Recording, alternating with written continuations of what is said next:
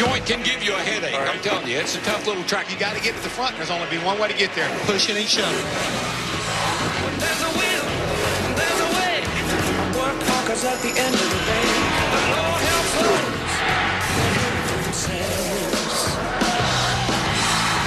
Hey, keep my head down. But I keep on saying, hey, I'll keep my head down. NASCAR on Fox today broadcasts the 129th race in what is now the NASCAR Sprint Cup Series from the series' oldest track, Martinsville Speedway, founded 1947. First Cup race here in 1949, won by Red Byron.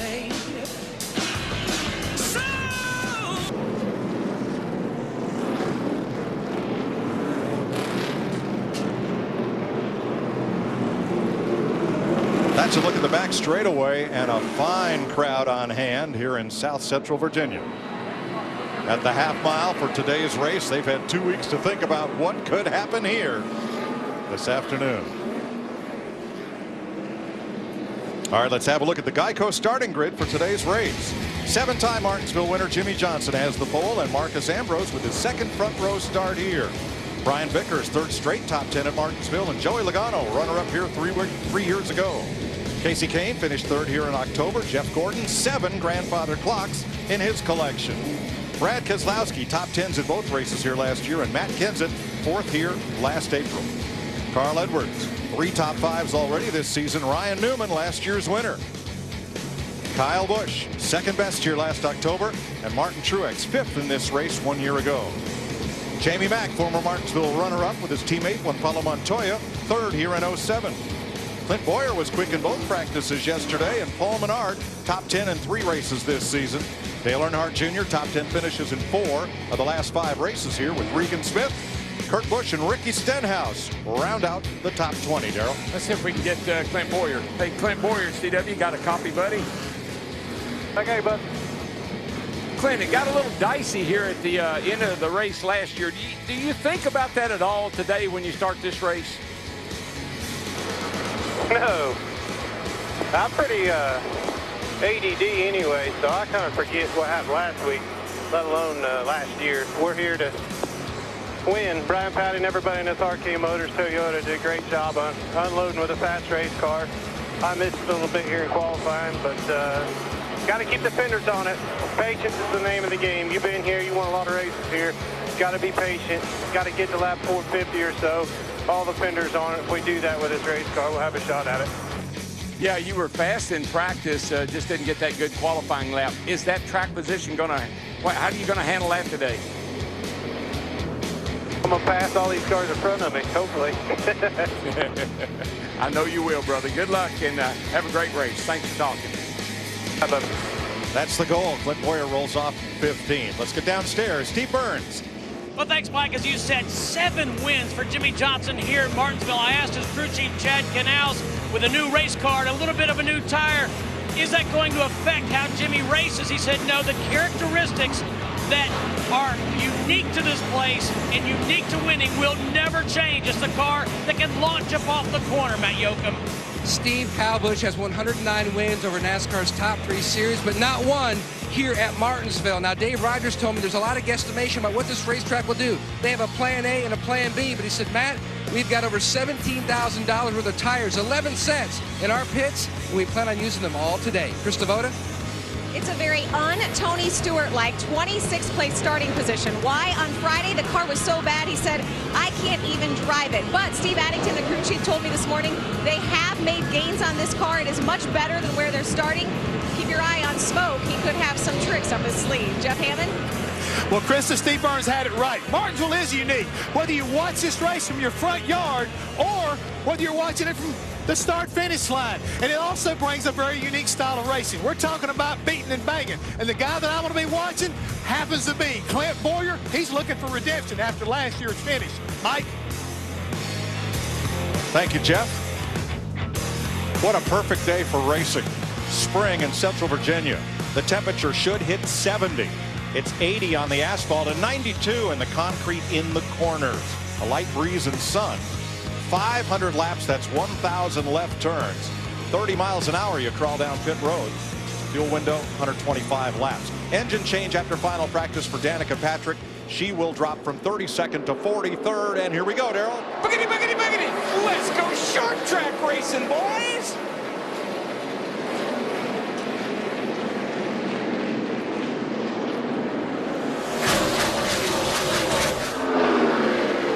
They start with their tempers and fenders intact. Who will lead lap 1? Ambrose on the high side. Jimmy comes digging. Ambrose will lead the first lap in his Richard Petty Ford. Well, you can tell the racetrack's pretty clean in that outside groove. We were having issues with that in practice, but right now that outside didn't look too bad. Marcus Ambrose was able to hold on there for a couple of laps. Right now, Joey Logano in that 22 car, he's working on Brian Vickers in the 55. He's making the outside work. That's for third place behind Johnson, the new leader, and Ambrose. See, Larry, that's a good thing. If these guys will run out there like that, that rubber will stay pushed up out of the groove, and they'll be able to use two lanes around the turns. Matt Kenseth outside of Jeff Gordon. Remember when these two got together at Bristol? That didn't end well, and we've only begun. 3 laps in at Martinsville Speedway, side by side for 6th. And right now, if he doesn't find a hole to get in, he's going to fall back to about 25th, because that's about how long the line of cars are. That's behind Jeff Gordon in the 24. And Larry, every guy there, Keselowski, Carl, all of them know that, and they're not going to cut you any slack. Brad Keselowski in the 2 takes advantage of Kenseth on the inside, and Carl Edwards, his bumper's nestled right up against Keselowski's board. He's not going to give Kenseth anywhere to hide on the inside. Keep an eye on that 99 today. That car was bad fast in practice, and Carl told me last night, I've got a car that can win this race. And Kenseth was able to slide down in front of Carl Edwards, so he finally finds a hole at the bottom of the racetrack. Oh, teammates, I'll cut you some slack right now there, buddy.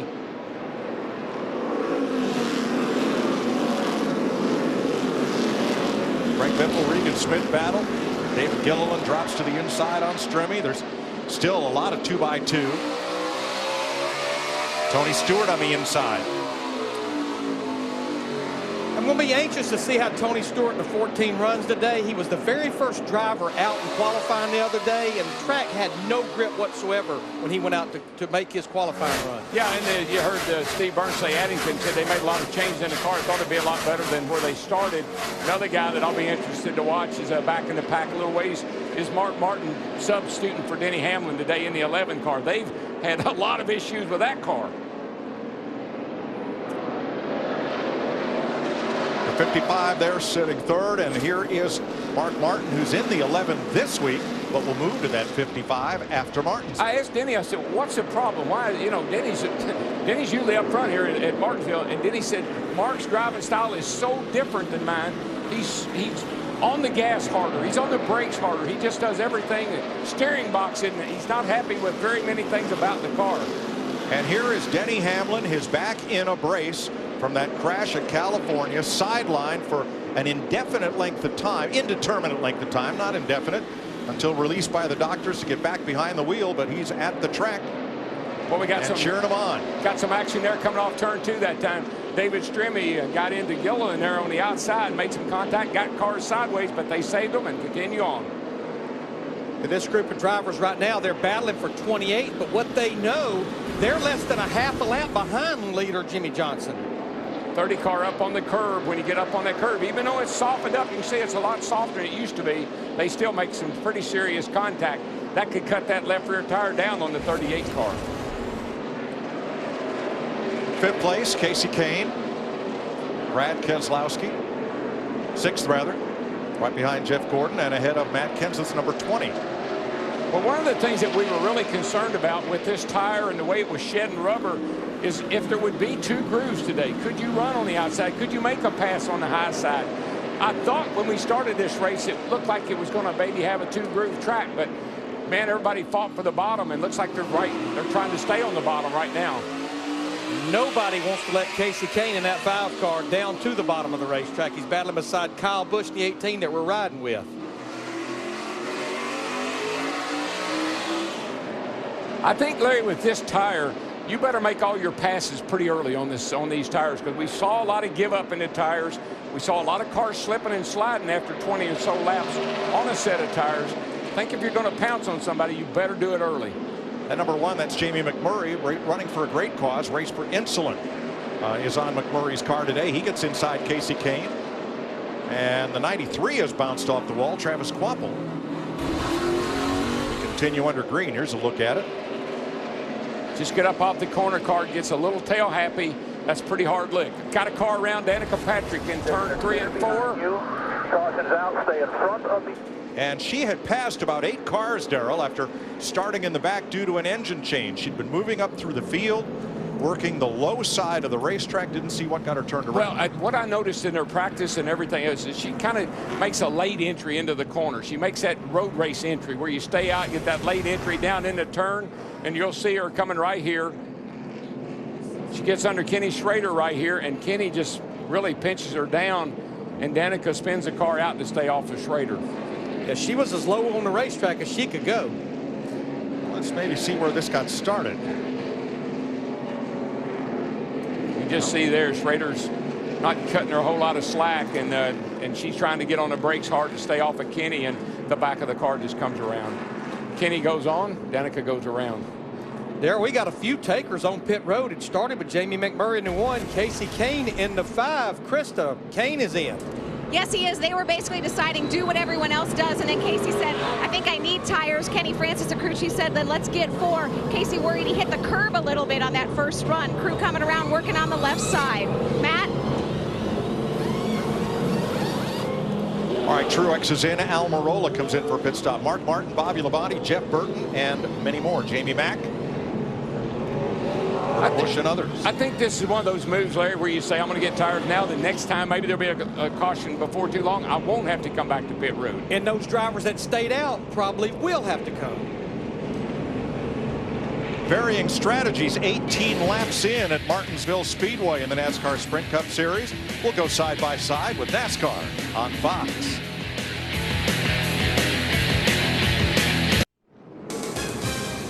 Welcome back to Martinsville Speedway in Virginia. Closing up the first caution on pit road. Not many cars on pit road, but not a lot of room once you get there, Larry. It is tight quarters. The pit boxes are very small. You see Casey Kane, as he's pulling out of his pit box, almost gets in the side of Joe Nemechek in the 87, not to mention the crew members there on Regan Smith's 51. Here's Martin Truex Jr. And look at the congestion, and this was only with 9 or 10 drivers on pit road. So you can imagine we get about 25 or 30. Yeah, we're going to be seeing almost a lot today because those guys, I mean, with the pits and the turns the way they are and then the real tight off the actual pit lane's not very wide, it really causes a lot of congestion. Leaders on the backstretch near the top of your screen forming up for the restart. Pace car dives to pit road. It'll be Jimmy Johnson, Marcus Ambrose. The first 27 cars did not pit. The caution out for a spin when Kenny Schrader got into Danica Patrick in turn 3. 22 laps, restart zone, and back to green. Yeah, the top 4 drivers, that's exactly how they were placed when we started the race. Leader Johnson chose to restart on the inside. Oh, yeah, that's going to be pretty much a choice all day, that bottom. That's what everybody's fighting for. Vickers fighting for second with Ambrose in the 9. Been watching Brian Vickers in the 55 and Ambrose in the 9. They were battling pretty hard right before that caution, but the driver we better watch is the driver we're riding with right now. Jeff Gordon in that 24 trying to take the 3rd spot away. He's had a dismal start to 2013. Loves this place. 7 wins here. Now, every time I was having a bad start to a year, I couldn't wait to get to Martinsville, and Jeff's the same way. He is a master at this place. Let's go to his pit and Matt. He was so dominant here, leading the most laps last spring until that late crash. And Alan Gutson told me about 90% of that setup is in this race car. They've got the feel and practice that Jeff looks for. Right now, he says the car is just a little bit tight on throttle on exit, but that's pretty consistent up and down pit lane. That's a good thing. That'll give you a nice drive up off the corner if she's a little tight, and that'll come out of the car as the fuel burns off. Matt Kenseth took advantage. Now Logano looking to the inside of Ambrose, who could not get down to the inside quick enough, and he's got to give Joey room in the 22. Darrell, he was flirting with disaster entering the corner that low. Little damage to the front of Martin Truex in the 56. Who did he get together with?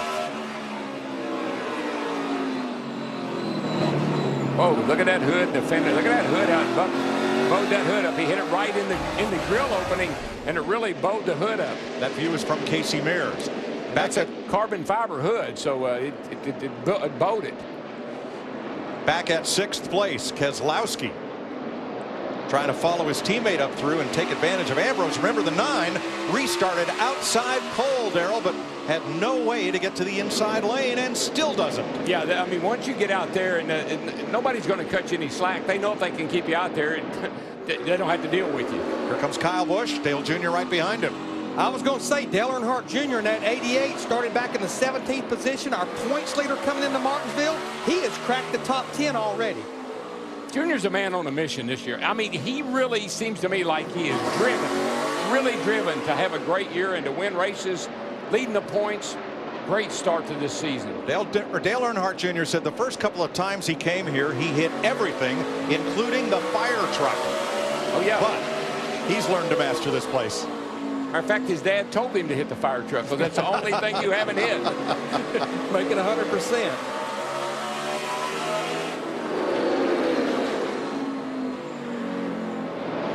.29 laps complete. Pole sitter Jimmy Johnson's Hendrick Chevrolet in control in Martinsville. With 39 laps complete, let's take an inside look at what's happening in the NASCAR Sprint Cup Series, brought to you by Sprint. Dale Earnhardt Jr. running 6th as the fastest lap of the race so far. Get unlimited access to NASCAR with the NASCAR Mobile 13 app and truly unlimited data from Sprint. Learn more at sprint.com/speed. Jimmy Johnson gave the first lap up to Marcus Ambrose and took command for the next 38 circuits. Steve Burns. Like Jimmy Johnson saying, his car was just a little bit snug in the center, but then he said it's really starting to roll the center well. He's one of the few drivers I've heard say that, which obviously is helping him get off the corner. He said he's being conservative when he gets back to the gas pedal, waiting to see how this track takes rubber or not. Thanks, Steve. Johnson leading from Vickers, Gordon, Kenseth, and Kyle Busch in 5th. Now 6th, who was battling with Brad Keselowski, but Keselowski ended up in 11th after this. Yeah, Kyle gets a look underneath here. He kind of gives Brad the bump there, gets him up the hill a little bit, and then he just uses up it. I thought that would cut the left rear tire of Keselowski's car down into 2, but apparently he's all right. But that splitter getting up in there works on that left rear. Now look at Casey Kane in that 5 car. Remember, he was one of the drivers that came to pit road on that first caution and got fresh tires. He seems to be one of the few that's getting a reward for coming and getting those fresh tires, because now he's working his way back into the top 10. Larry, I think we're going to see that a lot, and I think this is a lesson learned early on. Watching the race yesterday, 4 tires were like worth a second a lap, and that's a lot over old tires. See a little debris on the left side of the front end opening of Jimmy Johnson, but what I did see in the garage area yesterday as they were getting these cars ready to race, they are running max opening to get the air in there. Yeah, and on a track like this, you run so close together, you can get that off there pretty easy. And he already did. It's already gone. Look up on Joe Nemechek, trying to put him a lap down. Scott Speed, Scott Riggs, Danica Patrick 1 lap back. Michael McDowell in the garage area. You know, I think as I watch the 18 car going off turn 2 right there, Chris asked me in the pre-race show, did I think he could win here? He doesn't have a win here, Kyle Busch. His driving style really doesn't complement this racetrack, or the track doesn't complement him. But if he's doing this year like I think he's doing, he might be somebody we want to keep an eye on, because he seems to have really backed it down a lot. He seems to be a lot more methodical, and he seems to really have his emotions and everything else under control. And here's a great pass by the master for 2nd place. Big Daddy. Jeff Gordon. You want to learn to race Martinsville, follow Jeff Gordon as he passes Brian Vickers in the 55 for 3rd, and now moves up on Nemechek. He's about a second behind the leader, his teammate Jimmy Johnson. Remember 1 year ago when those 2 restarted on the front row for the final restart, and Clint Boyer came in, cleaned the 3 of them off in turn 1, and Ryan Newman went on to win. And if you want to see what makes him so good here, look how smooth he is. I mean, you're putting 850 horsepower down coming up off the corner. He gets a little look back there, but look how gentle, just how smooth he is on the steering wheel. And this is a tough little racetrack to get around and not be juking on the wheel a little bit. So really got a good driving race car for him right now. Kenny Schrader falls a lap down to the leader, who now dips underneath J.J. Yaley. Let's take a look at our Toyota top performers. 50 laps in at Martinsville. Brian Vickers in third, Kyle Busch in fourth, Matt Kenseth fifth, Clint Boyer sixth, all in a pack. You know, Darrell, back to Jeff Gordon, I think one reason that he's also good here, he understands about keeping your car clean. 40 starts, he's been running at the end of all 40 of those races. 58 laps complete. Jimmy Johnson up front. A lot of the action has been centered in the middle of the pack. Bump and run jousting between Ryan Newman and Carl Edwards that got Newman in front of Edwards, and then he slid up high in four and got worked back with Almirola also picking up a spot. I think the 17 car is Stenhouse. I think he got up out of the groove, got that build up on his tires, all those rubber marbles on his tires, and it feels like you got 4 flats until you can get that burned off. First time at Martinsville in a Sprint Cup car for the rookie. Yeah, and there you can see he goes down a lap to our leader, Jimmy Johnson. That those drivers we were looking at a while ago, that little bit of a wad, there's a sense of urgency there because the leader's only about 3 or 4 seconds behind them. Those hot tires are like flypaper. When they go up out of the groove, they just pick up everything that they run over, and it's like you got 4 flats. Matt, is Stenhouse okay? At this juncture, Mike, he appears to be okay, but one of his big issues going into the race, he told me, is his tendency is to overdrive the corner, and then he washes out and gets himself in trouble. So it's going to be a huge day of learning at Martinsville. I like what he said earlier in the week. He's completed every single lap of the 5 races here in 2013. He's a lap down now, but he was basically saying, my goal, go there and try to run as many laps as possible. I say it all the time. This is one of the hardest racetracks you'll ever go to. It's not too bad when you're out there by yourself, but you put 43 guys out there with you, and you got to really be on you got to get used to this place. You got to learn a driving style for it. Jeff Gordon in second now by 1.5 to his teammate Jimmy Johnson. Casey Kane just made the move underneath Clint Boyer. That's for 6th place, Krista. And one of the reasons, Mike, right now Clint Boyer is struggling just a little bit on throttle off the turns. He's real tight. He needs rear grip. That's what he's asking for whenever they come in. They're one of the cars that did not pit earlier in the race. And that's another car, Larry, that we watched him practice. He led practice a couple of times with the fastest speeds that we thought would be really good today. But this tire and the way the track's taking rubber is throwing some of these guys a big curve, I believe.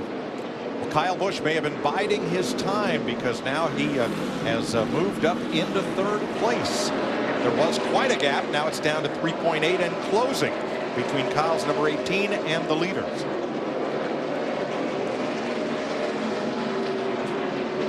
Dale Earnhardt Jr. was 6th. He has slipped to 9th, Matt.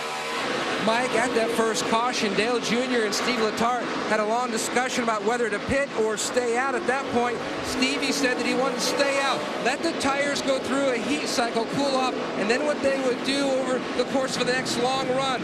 Learning now for later in the race for possible strategy ideas. Well, there's some concerns about tires. Camber here, some of the inside of the shoulders of the tires have been showing cords. Right rears have been wearing out. Left sides have been graining up quite a bit. There's some real things going on right now. These teams are trying to figure out what to do.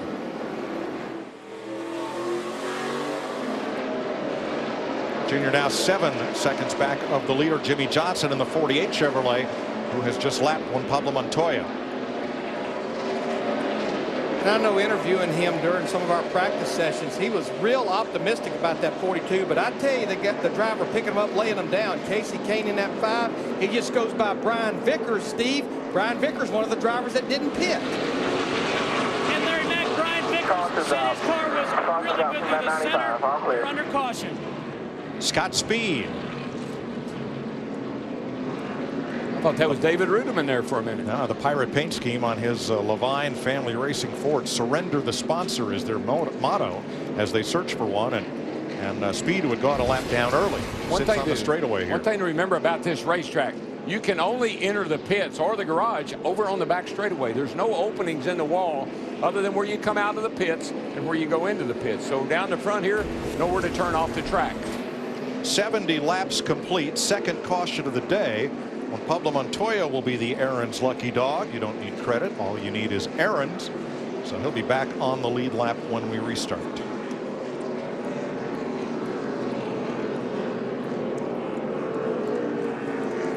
Couple of unique features to Martinsville Speedway: asphalt straightaways, concrete corners. The transition between, as you see it there, with a little bit of rubber buildup. And oh, by the way, there's that curbing on the inside of the racetrack in the corners. And the marbles and tire debris that's left on the outside of the corner looks like that close up. It's a very challenging racetrack for all those reasons. I don't think we'll see strategy here. I think we'll see all 28 drivers on the lead lap pit road, and this is where we're going to go, oh, that was close. Two big winners on that run. Casey Kane restarted 27th, is running 4th, and Jeff Burton, who started 29th, is up to 11th. Krista? And you mentioned Casey Kane, one of the guys who stopped before. He was able to get back to the front of the pack, even though he had those tires. That's what they're going to do this time as well. 4 tires. Kenny Francis asked Casey, how do you feel? He said, I feel good. Matt? Jeff Gordon started 6th, currently in the 2nd position. Gordon telling Alan Gustafson, basically, I cannot turn the wheel at all, can barely touch the gas. The car absolutely sideways loose, looking to pull a spring rubber out of the right rear. And meanwhile, the 18 Steve of Kyle Busch, his car absolutely free. Possible wedge adjustment there as well.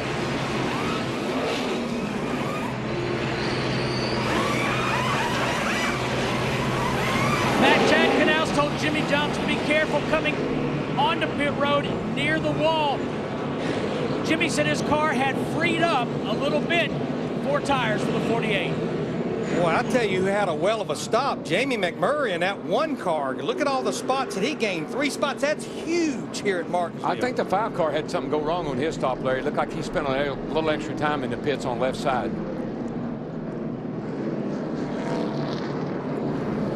Time for an AT&T race break, brought to you by the nation's largest 4G LTE network. Rethink possible. Michael Waltrip, Chris Myers looking on, and we saw some early pit stops, or let's do a quick recap before we get to those. The driver's anxious to get back after a week off, thinking racing, thinking revenge. All smiles. Denny Hamlin having to watch. Richmond, he hopes to return. And then race in Talladega, the early caution with Danica Patrick, who was working her way up from the back of the pack. Spun out, Ken Schrader got into her in some tight quarters, and this is what we expect much of the afternoon so far. Tempers under control.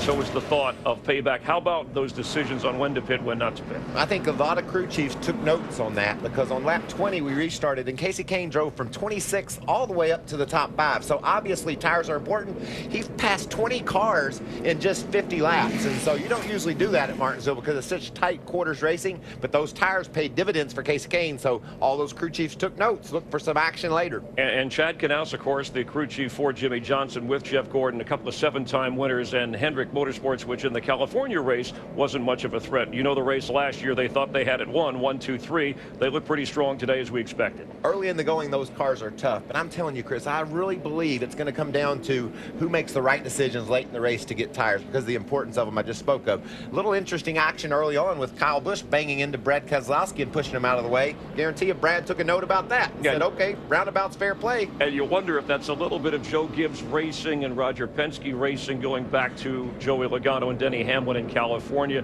Speaking of Kyle Busch, who's trying to win back-to-back races, he was on an episode that was taped recently on FX of the show Anger Management with Charlie Sheen. So maybe he's taking some cues from that to work through today's race. Racing fans think you know something about speed. Buckle up and play the fastest driver challenge. Call *** fast from your mobile phone and predict who will have the fastest times in today's race. All brought to you by the nation's fastest 4G LTE network, AT&T.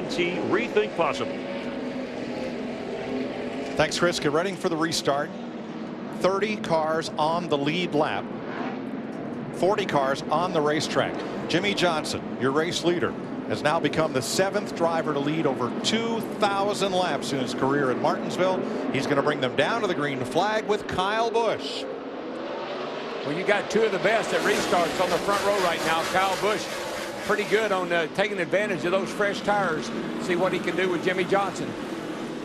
Jamie McMurray, after that great pit stop, settles in 3rd. Jeff Gordon to the inside of former teammate Brian Vickers.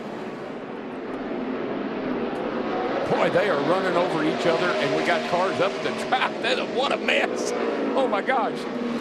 Yeah, Montoya and Rudeman almost crashed in turn 4, but they got it straightened out. Yeah, Montoya in the 42 just he got the free pass on that caution. He just about got the free pass into the wall.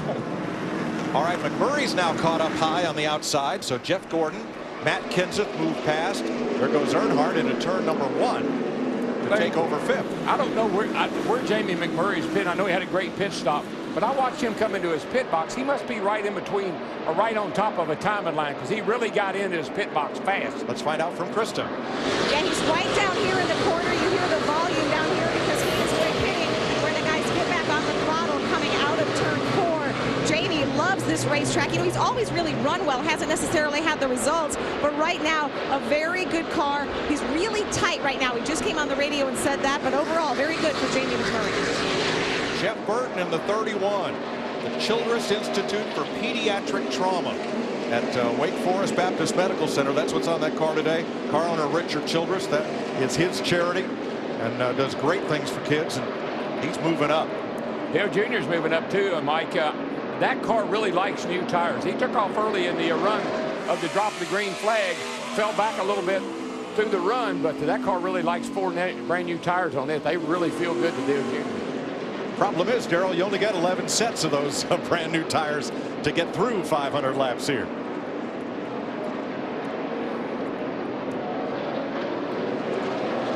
Keselowski, Biffle side by side. Kurt Busch trying to take advantage and fill the spot. Nope, he's going to give Biffle room. Here comes Tony Stewart. Yeah, they got all bottled up. You can see up in front of Mark in the 11 car, everybody slowed down. Somebody needed maybe the spotter should have warned Tony before he got there. Yeah, that looked like a lot more of a case of Mark just getting out way early because of what happened up in front of him.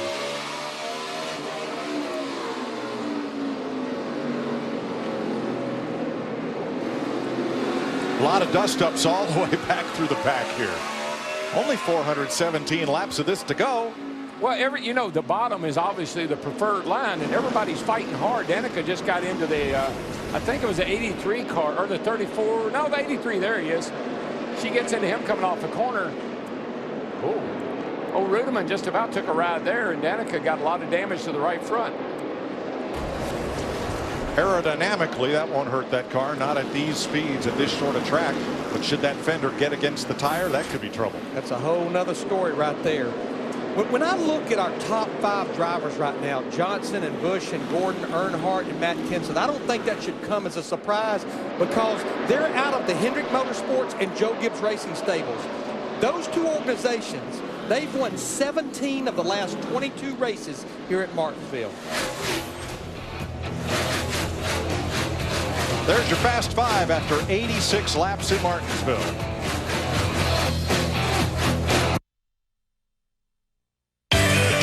I'm Miss Sprint Cup. You're watching the NASCAR Sprint Cup Series on Fox. 95 laps in, and there's your new lead.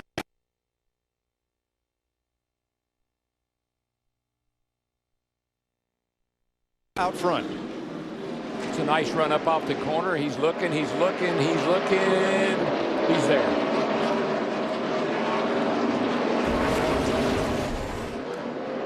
Montoya to pit road. It's been a tough day for Juan. Got lapped a while ago. And now tires and adjustments to the left side. There's why. Obviously, the left front tire is down on that 42 car. It looked like from contact there. The left front fender was pretty well. You can see the damage on the left front got into the tire, cut it down. You run so low air pressure, you can run as little as 8.5 pounds in your left side tires. They cut down real easily. So Jimmy Johnson drops to second, Steve. Mike, his race car has gotten a little bit loose, but on the last pit stop, Chad Canals climbed out to the pit box, looked at the tires and came off the car and said, Jimmy, the tires look great. Keep up the tempo. Keep up the pace you're running. Well, and Darrell, to your point earlier, that was a little bit of a concern with this track not really rubbering up. That normally increases tire wear, and I know they were all anxious to look at the tires. And Larry, one of the things this new car has done, we see it in qualifying, a new track record here by the 48 Jimmy Johnson. It's increased the pace of the race. These guys are racing harder, driving harder, going faster than they've ever gone before. It makes it more difficult. A fast car is harder to drive. Closing rate is quicker. A lot of things that these guys are still getting their arms around about this new car. But Darrell, they're only lapping the track 2 or 3 tenths slower than the fastest laps of the race, so things have not changed much. You don't often associate fine dining with short track bill of fare, but Jeff Hammond does.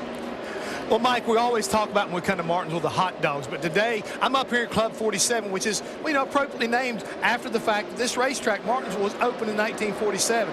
Even though it's one of the oldest racetracks on the circuit, it still has kept up with the times. It's got a great atmosphere up here with some great cuisine. Look here, we got some prime rib. We also have some very nice looking desserts, and one of their specialties, look right here, it's what you call sugar bacon, and you can dip it in chocolate sauce right here. One of their specialties up here. I mean, this is one of the cool things. If you want to have a VIP treatment, you can get here at Martinsville just like you can get at some of the bigger super speedways. Guys? Well, bon appetit, but better than that bill of fare is the battle for the lead, where Jimmy Johnson has gone back in front of Kyle Busch, and here comes Jeff Gordon. Yeah, there's a lot of drivers that's moved up into the picture. Dale Earnhardt Jr. in the 88, as well as Kenseth in the 20, and Boyer in the 15. See it here with Jeff Gordon all the time. Just about every time we come here. His car is good. On the longer the run goes, the better his car gets. Seems like the 48 and the 18 both are pretty quick on 4 fresh tires, but Jeff Gordon seems to be a little more consistent over the long haul. Jeff has 7 wins here. So does Jimmy Johnson, but Jimmy has 6 since Gordon last went to victory lane here in October 2005. And Jimmy Johnson said this week he struggled here his rookie season in 2002, and he said when he came here in 2003 and got lapped by Tony Stewart by lap 50, he said, oh, that's how you drive that racetrack. You know it's what, been game on. You know what you learn here? It's hand-eye, obviously. It always is for a driver and athlete. It's how you use your feet. It's how you apply the brakes. You watch Jimmy Johnson and Jeff Gordon, their cars never are in it slamming the front down. They're always off the gas. See how this car's up in the nose right there and how it eases down? That's a mark of really finessing the pedals. We can tell you, but let's show you. Here's Kevin Harvick. It's a tap dance. I mean, you watch Harvick. He's in the game. He plays with the throttle a little bit. Get that 850 horsepower cranked up. See how he pats that brake pedal? That first pat is to get that pedal where you want it. Then the second one is when you apply the pressure. But you want to get off the brake and off of the gas.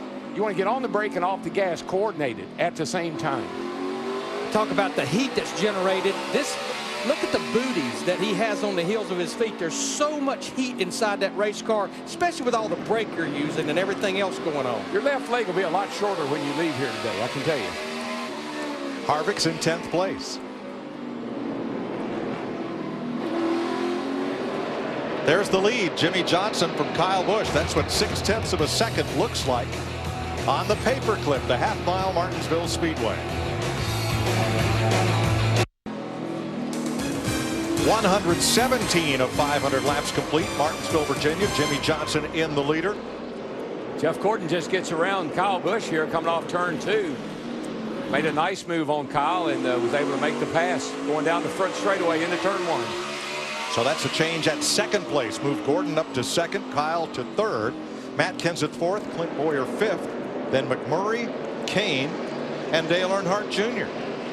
Talking about short track bill of fare, well, fans here in Martinsville were treated to some barbecue courtesy of the Diet Mountain Dew Pit Stop Tour. Custom barbecue smoker, fun activities, and of course, plenty of Diet Mountain Dew. Find out when it's coming to your town at Facebook/Diet Dew.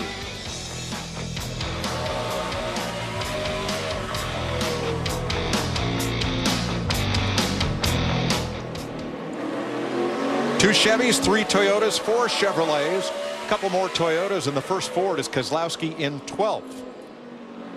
You know, I was surprised, Larry, that Ford hasn't won here since 2002. I think it was Kurt Busch driving for Jack Roush. Yeah, it's not necessarily been a track where Ford have dominated by no means. Not recently. Matt Kenseth has passed his Gibbs Toyota teammate Kyle Busch. So move Kenseth up to 3rd, Matt. Mike, a few moments ago, Kyle told crew chief Dave Rogers, I'm not exactly sure what really happened there. I was fine, and then it was almost too easy. They ran me down, and then maybe he said that I started overdriving the corner, and then the car absolutely starting to go back to the free side. Krista? Want to give you an update on Clint Boyer. Right now, he is so good through the center of the turns. That's really where he's making up ground. They're telling him, your race car is so good, just take care of your tires. Well, I think, Mike, you pointed out earlier, the only blemish he's had all week was qualifying the other day. He bobbled a little bit. He got into the wall coming off turn 4. Won both the practice sessions yesterday. He was 3rd quickest on Friday in practice. We knew he was going to be moving to the front. Larry, I think if we're going to have any kind of tire issue, whether it's wear or heat from the brakes or whatever, we've run just about long enough to start seeing that if it's going to happen. The 29 of Harvick moved past Dale Jr. and now 2 Martin Truex in the 56 has passed the 88, who comes under fire from Brian Vickers right there. So Matt Earnhardt's dropped to 10th. What's up? And the balance starting to go back to the free side for Dale Earnhardt Jr. But I had a conversation, Mike, this morning with Steve Letarte. And Letarte told me that, he was part of Jeff Gordon's early success here, some of those early wins. And he said, if you look at Dale Jr. and Jeff Gordon, they're almost polar opposite as far as the traits they have at different racetracks, except for here. Both are so impressive, he says, at being patient and manage your tires over the course of a run. He said that's one reason why Junior has had so many top 5s here at Martinsville, 10 working on 11. So, Darrell, we're seeing a lot of comers and goers, but drivers that are backing up in the pack right now, it's too soon to be concerned? I think it's a pattern that we will see develop even as we go further into the race. We see some guys that are really good when they come in and get 4 tires. We saw it with the 5 car, Casey Kane. Some cars are really fast on new tires, but they can't hang. Jeff Gordon seems to be a guy that can have a pretty good car on new tires and hang over the long haul. That's what you're looking at right now. Another variable, right before that last caution came out at lap 69, we started getting a cloud covering. It started cooling down just a little bit, and here over about the last 20 or 30 laps, the sun has popped back out, and that's a huge difference, especially on those concrete corners. And the track's going to build up rubber in the groove. That changes the where you run around this racetrack as well. Tony Stewart just outside the top 20, 21st. You can enter for a chance to win the all-new 2014 Silverado LTZ, a VIP Chevy racing experience for 2. Meet and greet Tony Stewart. Visit winthenewsilverado.com to enter. And one of the most difficult things at this racetrack as the tires start to wear and the track gets a little slicker is if your car is loose, you just can't put the power down. And what makes you good here is not how hard you go into the corner, it's how well you come off the corner. And that's why you'll watch Jimmy Johnson. Some of these guys are really good. They just float off the corner. Somebody will catch right up with you. But look at how Clint, on corner exit, he gaps him. Gets down here to the corner. Clint backs off early. McMurray drives in a little harder. Catches right up to his back bumper. But what you want is what Clint has. Nice and smooth up off the corner. They'll work under rookie Josh Wise, who is 3 laps down in the 35. You don't pass people here getting in the corner. You wreck them. If you get up on or make a run on a guy and you get a run on him down the straightaway, you can't do anything but get into him. Where you pass a guy here is getting a nose on him and beating him to the start-finish line. Now, what we're seeing, though, in these first 135 laps is a pretty temper-free race. With all the hype and the build-up over 2 weeks' time from California, fenders and all look pretty intact. Yeah, well, when I leave home to go into the airport or to work, the first few people that cut me off and the traffic I sat in for a while doesn't bother me that much. I just turn the radio up a little bit. Then after a while, I get a little ticked off, and that's what we'll see here today. Yeah, there'll be 2 magic moments when the voice in the driver's ear says halfway, but especially when they say 100 laps to go. No. There's another one. Don't let him hold you up. Clint Boyer just let Jamie McMurray go, and that puts McMurray up into the top 5. He started 13th. See, that's another smart move by Boyer. Don't have somebody running all over your back bumper, bamming into you and taking a chance on spinning you out. Here are your points leaders, Dale Earnhardt Jr. and Brad Keselowski. Isn't it interesting that with everything that happened in California and all the discussion afterward, hardly anybody noticed Dale Earnhardt Jr. is the point leader. I think he likes it that way, though. Yeah. You could be right. As long as it doesn't last. Keselowski looking inside. Chevy versus Ford battle. Matt? Thank you, TJ. An update on the tour, Brad Keselowski. Now, his car was so free on the first run. They've made a couple different adjustments. And Brad's telling the team that the car is so much better on forward bite. And his spotter, Joey Meyer, told Brad it looks like the track is starting to take rubber. On the right side tires on the inside lane, you're starting to see some black on the racetrack. Yeah, that was one of the big changes this track was going to go through, and that changes the setup of the car. Then you got to make major adjustments on your pit stops. Jimmy Johnson leads Jeff Gordon by 9/10 of a second after 138 laps.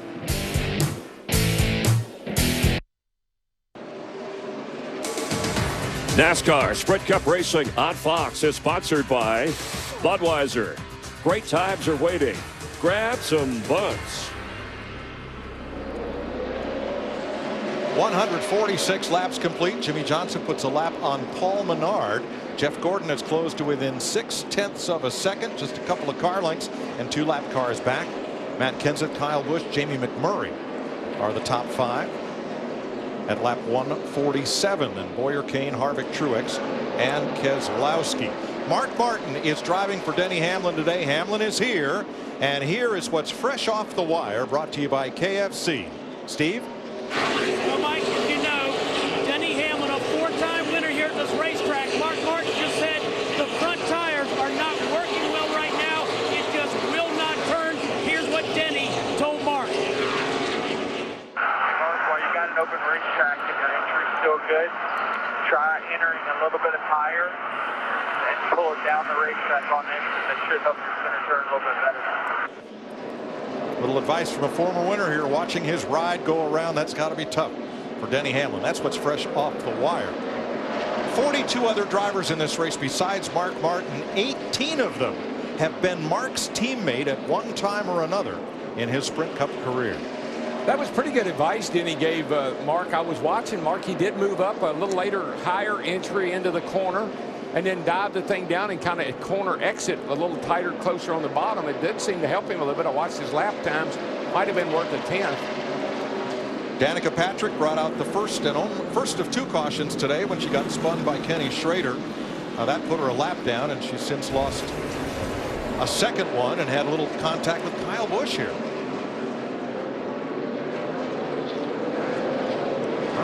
Yeah, just trying to get back in the gas and not lose any more time, and she had to, and pushed into Kyle just a bit. That's a casual contact around this joint. Doesn't hurt a whole lot.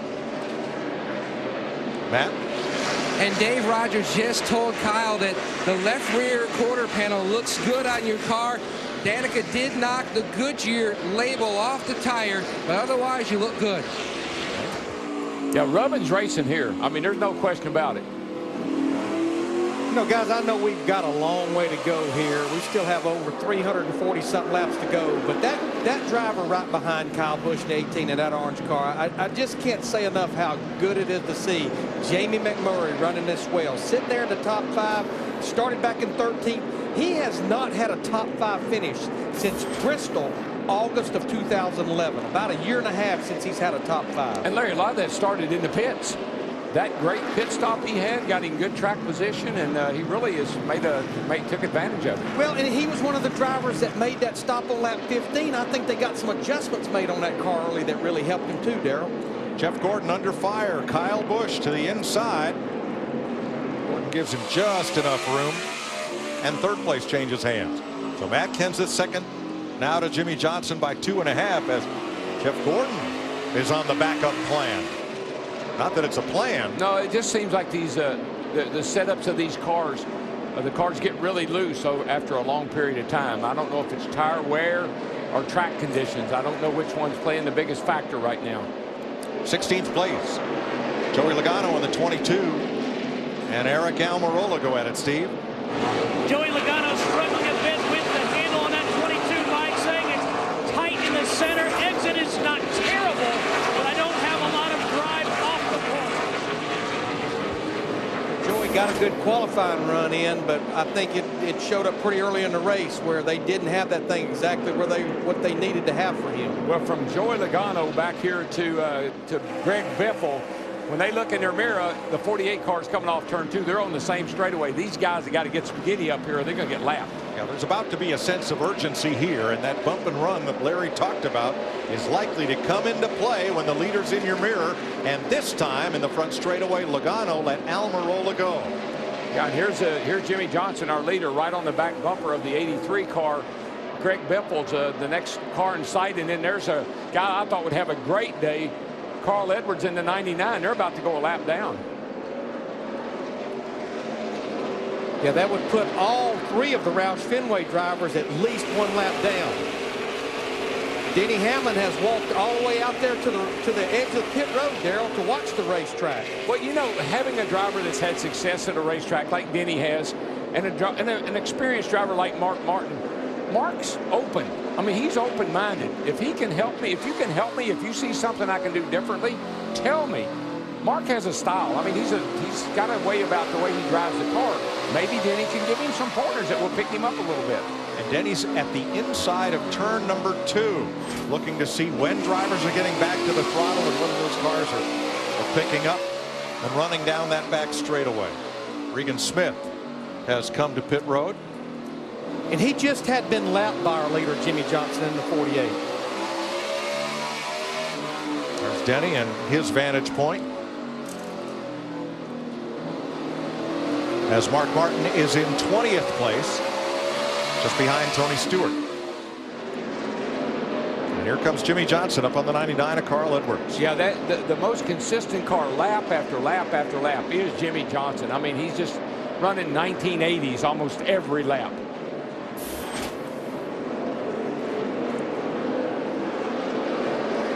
Just talked about the Roush Fenway drivers, and there you see Carl Edwards. He'll now go a lap down. Jamie McMurray inside of Jeff Gordon. That's for 4th. And in the wall, Josh Wise. He continues. Actually, Mike, he got up and he got all that stuff on his tires, and the car wouldn't turn. And he's still up there, and I don't think the car will turn. I just think he's got a lot of rubber buildup on his tires. Got a nudge from Paul Menard there.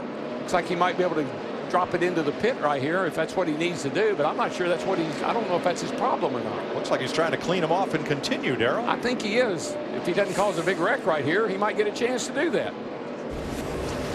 Now he's dropped down to the inside apron, and there's not a lot of traction there necessarily. We stay green. We've had only 2 caution flags. The last one back at lap 70, 96 laps ago. Boy, our leader, is he in a hornet's nest or what?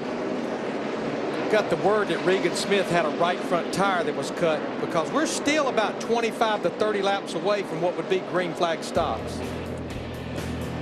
Jimmy Johnson leading 167 laps into the STP Gas Booster 500.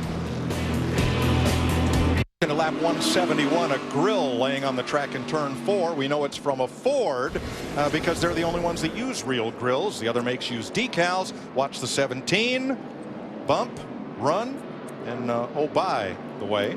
Yeah, I'm glad we had a picture of that. They might have thought it was a barbecue grill. Pit road is open. Krista.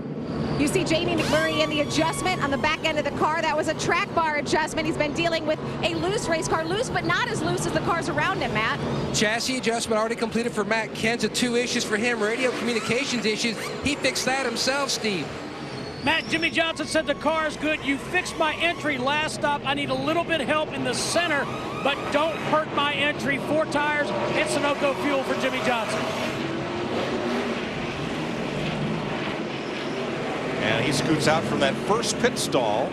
The pole sitter has first choice of pit stall at Martinsville. You choose pit 1. And even if you have a little bit of a slow stop, that pit box, that selection is huge, because you only have to move that little bit of distance right there and you win the battle. Well, we've talked about adhesion and traction on the racetrack and the track taking rubber, and if it doesn't, you end up with a little marbles, a lot of marbles up and outside the groove. See if Jeff Hammond has his marbles. Well, Mike, I hope I do, but folks have been talking about it. You hear the Daryl and Larry and Mike all talking about how the rubber's not going to the racetrack and how we're creating marbles. This is what we're talking about. This is what's up there outside the groove. You can see how this rubber has literally been shredded off the tires. And what happens is it kind of gets in there, looking at this type of condition, the more they run over it, it turns it into something like this, which almost looks like a marble. That's a hard piece of rubber. You can imagine what that feels like when you run across it with a tire, especially when it's hot and more hot rubber going to it. That's where some of these guys are getting in trouble. When they get up out of the groove, they get their tires covered with this stuff, they've got to get back down, get it cleaned off to be able to continue. This is going to be a problem because this is going to continue to build up the rest of the afternoon, guys. Thanks, Jeff.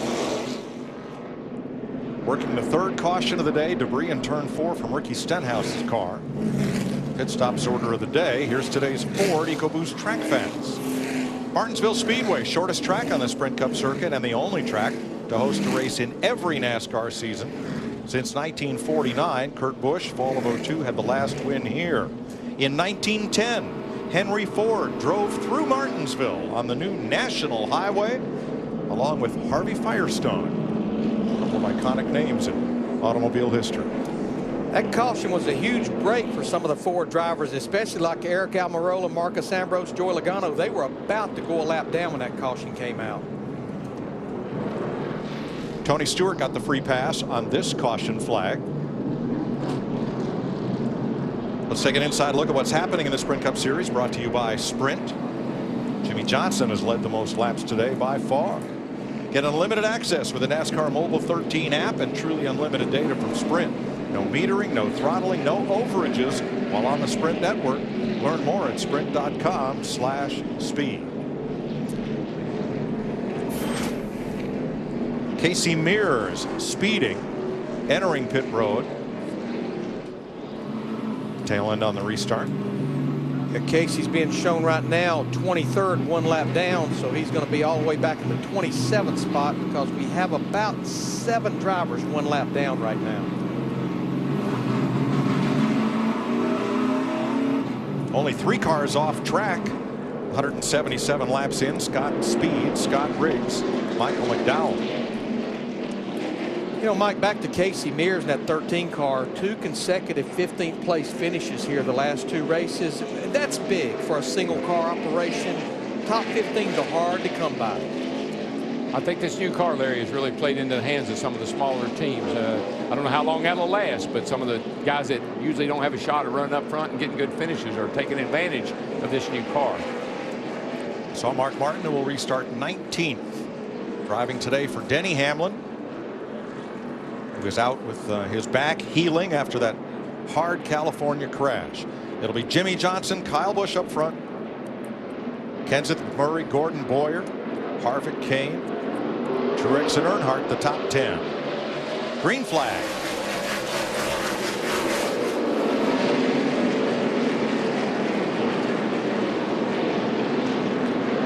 Jimmy Johnson yards Kyle Busch. Matt Kenseth gives Kyle plenty of room, and they all shuffle up down the back straightaway. Ambrose gets into the side of Martin. Everybody scatters.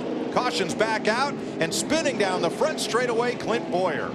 Wow. Yeah, his teammate Brian Vickers has all types of damage on the right front and the left rear. Something huge went on through 1 and 2 right after that restart. Joey Logano, the 22, all types of front end damage. Wow, Martin Truex. Yeah, the 1 car's got the rear bumper dragging over there on the back. I mean, everybody's got damage. So all 3 of the Michael Waltrip Racing drivers involved. You see Jeff Burton at 31, Mark Martin a little bit of damage in the 11. Let's see what happened here, boys. They're all bottled up here. Looked like the 5 got off a turn a little late there, and the 88 got into him a tad. And then the 88 got pushed up the hill. That's where it all really started. Man, and Marcus Ambrose into the side of Brian Vickers, and then it gets uglier down here. Ambrose tries to recover, piles into Mark Martin. I think Marcus in the 9 may have a tire down, and it caused him to get up into Mark coming through there. And the caution's out, and the track is almost blocked on the high side from Boyer.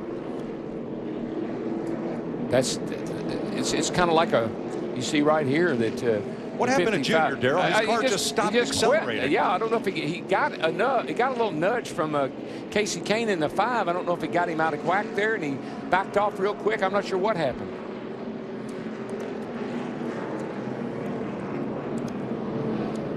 Now that's what happened down the front straightaway. The drivers up front knew the caution was out, and some other drivers right behind them couldn't react quickly enough. Boy, that's ugly, boys. Jimmy Johnson rolled out of the throttle quickly, and there's Travis Kvapil out of his car. Now watch Jimmy check up here. Once he knows the caution is out. Caution's out. Caution's out. Back it down. Apparently, Jimmy knew it was out and nobody else did.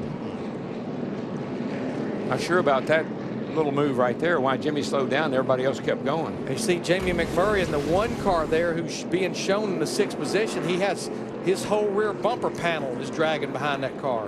He's on pit. He's going to have to come to pit road and get that pulled off. One driver got a good break out of this, and that is Carl Edwards. He gets the free pass on this, the 4th caution flag of the day.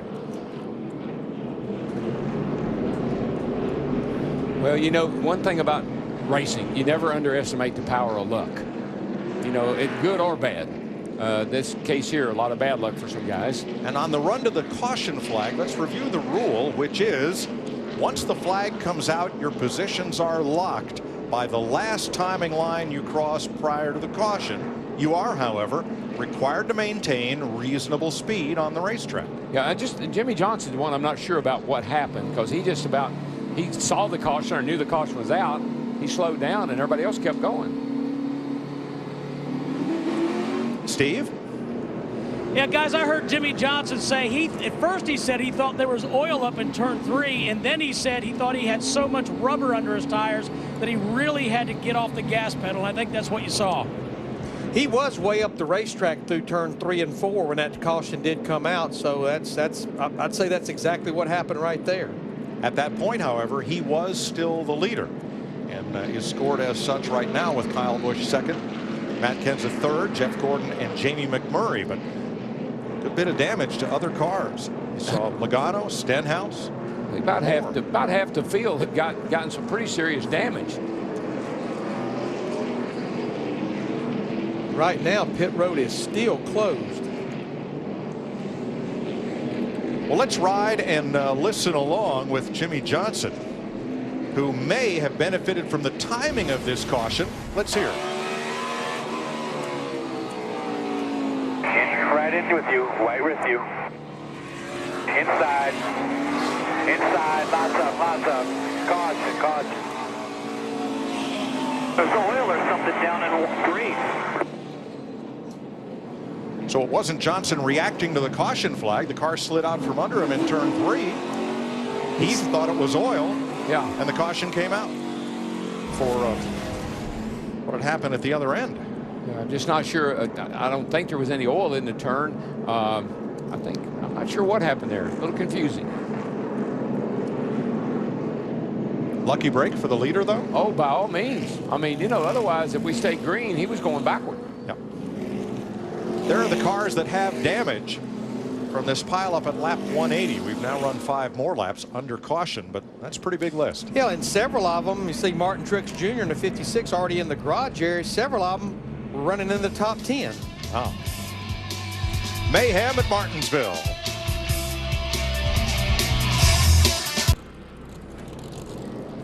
$188 complete at Martinsville. You see the damage to a dozen or more cars after this pileup, after the restart at 2 ends of the racetrack. And it looks like Martin Truex and Travis Kvapil got the most damage in those 2 collisions.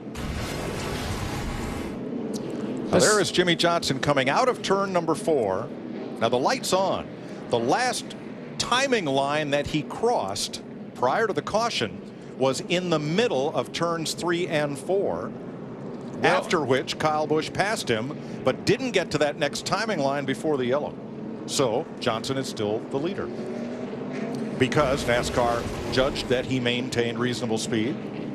He's still out front. But what you saw at the tail end of the replay, that's where Clint Boyer and Martin Truex Jr. really got in trouble. They started stacking up behind Jimmy Johnson, and that's how Truex got into the back of Boyer, spun him out, but more importantly, tore the front end of Martin Truex Jr.'s car up.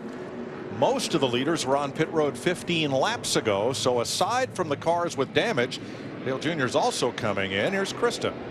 Jamie McMurray, you see the crew back on the back end of the car really working on that bumper cover. You saw on your television screen the bumper cover dragging. They said, don't worry so much about the left side. Flare out those fenders and fix the right rear of the car. Matt? And Steve Letarte looked over the damage of Dale Earnhardt Jr. Chevrolet, said too much cosmetic damage on that left rear corner. Jason Burdett, the car chief, he's got a hammer. He's trying to knock that fender out of place so that way it doesn't rub the tire. They're going to change all 4 tires, no fuel for the 88. Going to use some huge bare bound, big chunks of duct tape to try to piece together that left rear quarter panel. Same thing happening on the 15 of Clint Boyer. Let's have one more look to break.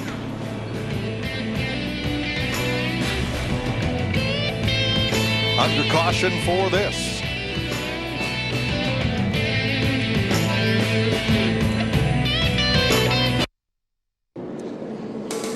Let's show you why Jimmy Johnson is still the race leader. The first wreck is behind him in the back straightaway. This is between 3rd and 3 and 4. Here approximately is the timing line as Jimmy Johnson and Kyle Busch pass through it under the green flag.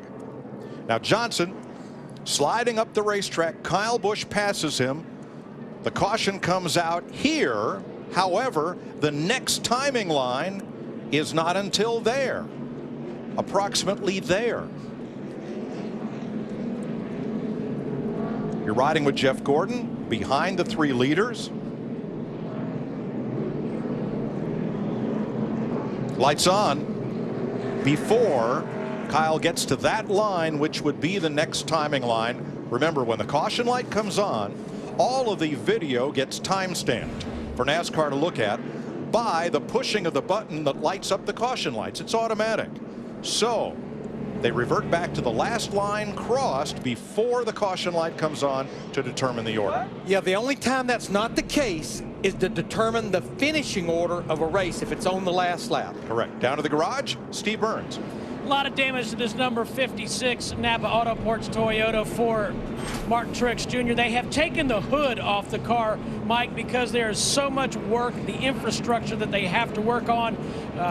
Brake ducts have come detached rather, so a lot of work. 15 different mechanics working on this number 56 car. I saw Steve this morning down in the pits with his son Bryson helping gather notes and intel for today's telecast. Let's get out of Chris Myers. Thanks, Mike. With Michael Waltrip, 55 laps to go before halfway. We're seeing a flurry of cautions more recently here, but it looked like track position and obviously making moves to move up on people been very difficult. Yeah, it's tough to pass, and I think this caution here will provide some interesting racing because there were several guys that came to pit road only 6 or 7 laps on their tires, but they decided to get those fresh tires. Remember early in the race with only 16 laps on his tires, Casey Kane pitted and drove from the back of the field to the front. So this will mix things up.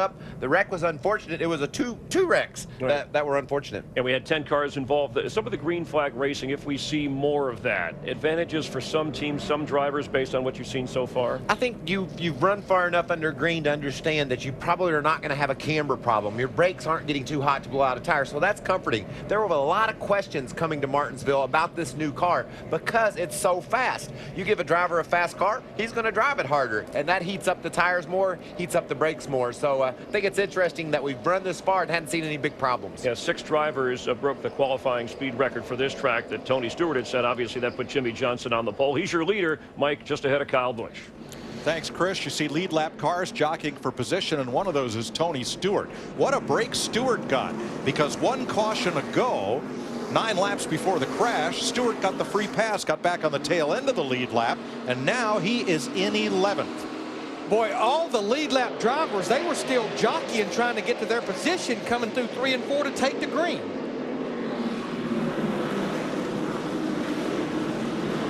Johnson, Busch, Kenseth, Gordon, and Harvick. When they give one the go, you have so little time to make any kind of an adjustment whatsoever because you're coming back around to get the green.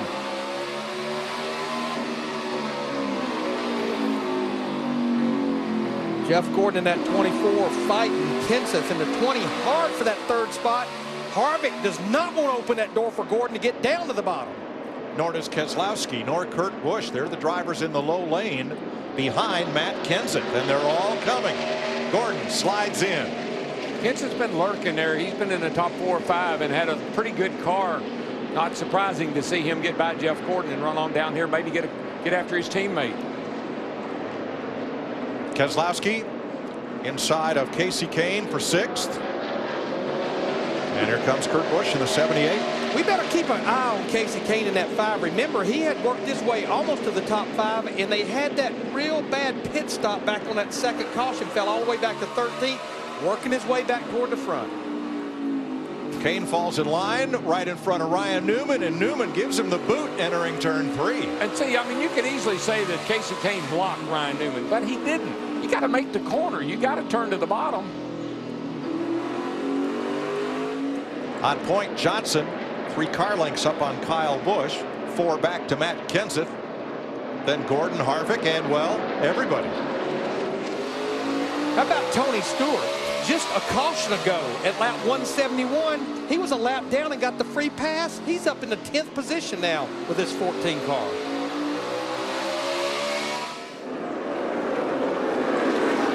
Darrell, I think this is one of those tracks, if you can get Tony near the front, he'll stay at the front. But it's getting there, trying to overcome a bad qualifying position. Do you remember how bad he was here when he won the year he won the championship? I mean, he was about to go a lap down. He fought tooth and nail to stay on the lead lap, came back and won the race. Biffle, McMurray, Earnhardt. Now McMurray and Earnhardt made pit stops under that caution to repair damage, as did Logano, Mark Martin, and Jeff Burton. They're all in the top 16. Yeah, speaking of Mark Martin, Larry, he really benefited from all that beating and banging and everything that's gone on, and now Mark's finding himself in the top 15. Martin just ran his fastest lap of the race. Just before that caution came out, he was about to go a lap down. Now he looks pretty good.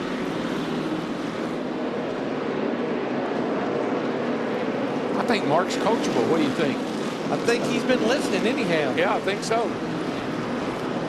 You know, Mike, in practice yesterday, we watched Mark Martin jump out there behind Jimmy Johnson and started following Jimmy and immediately picked up a couple of tenths. And I mean, there's a guy that has 48 starts at this half-mile racetrack. And why is it that the car right in front of him is a yellow number 22? Just because. As Denny Hamlin looks on from the top of the pit box with crew chief Darian Grubb and the rest of the folks from JGR, Mark Martin turning the wheel this week. He will then relinquish that ride to Brian Vickers as Hamlin continues his recovery from the California crash.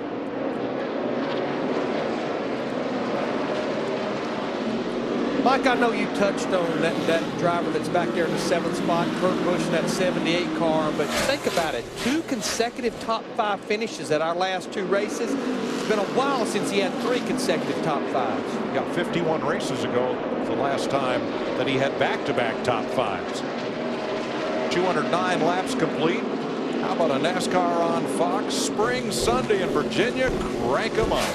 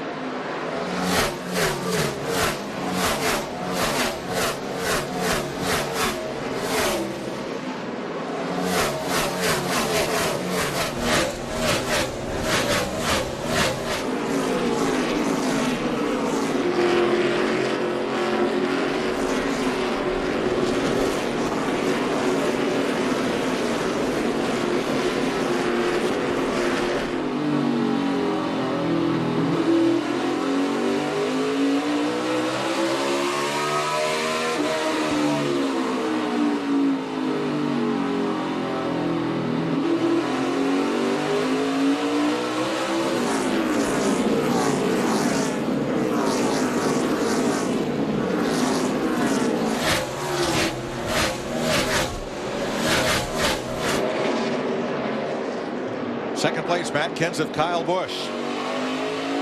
Teammates. Now, you see, that's a Kyle Busch I've never seen before.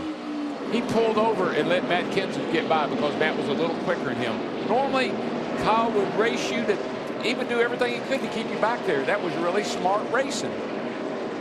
Jeff Gordon closes in. Then Harvick and Keselowski.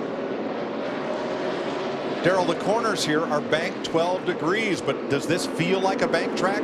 I thought it was banked 12 degrees the wrong way when I raced here. It never did feel like it had that much banking to me. It's always felt real flat. No side bite here at all. See if the gyro cam can maybe help us out a little bit. Yeah, she's tilting up there a tad, but it doesn't feel that way in the car. It feels flat here. And what you're seeing there is part the angle of the track and part the G-forces that's sending that gyro sidewards. That's why you're getting more than 12 degrees out of it. Flat on the straightaway.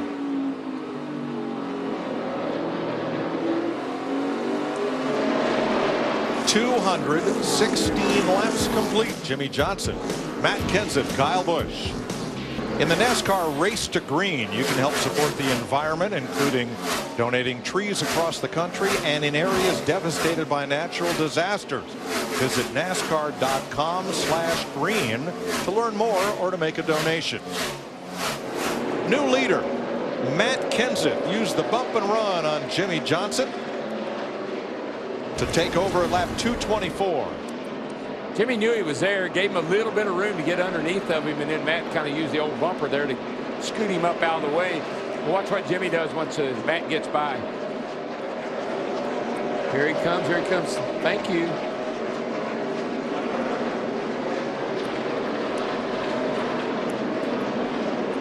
Just that little touch. Doesn't take much, does it? All it takes is that car in front of you to wiggle, and then you pounce. Matt? Mike, Martinsville is one of those racetracks where Matt Kenseth never quite seemed to get the handle. He's not won here. In fact, he told his spotter, Chris Osborne, to tell Earl Barbin, Johnson's spotter, sorry about that, didn't mean to bump you. I've just never taken the lead at Martinsville under green before.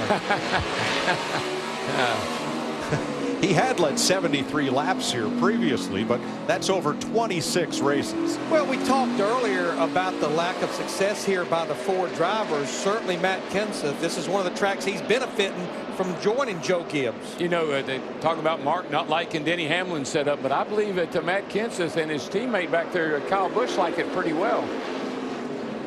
Two drivers that's never won here at Martinsville, Matt Kenseth or Kyle Busch. One of the few tracks Kyle Busch has not won some type of a race on. Well, this is a little early, Larry. It's coming up on 250 laps here halfway pretty shortly. But you'd like to be around the front or near the front for about the first 250, 300, and then really have at it at the end. These guys are showing what they got a little early. Boy, Matt Kenseth is really getting bottled up with some lap drivers right now. I wonder what he thinks when he looks up there and sees his old car. Well, Kyle Busch, Michael, you spoke to him during your grid walk in pre-race. Did he seem pretty? He seemed pretty relaxed. Did he seem confident?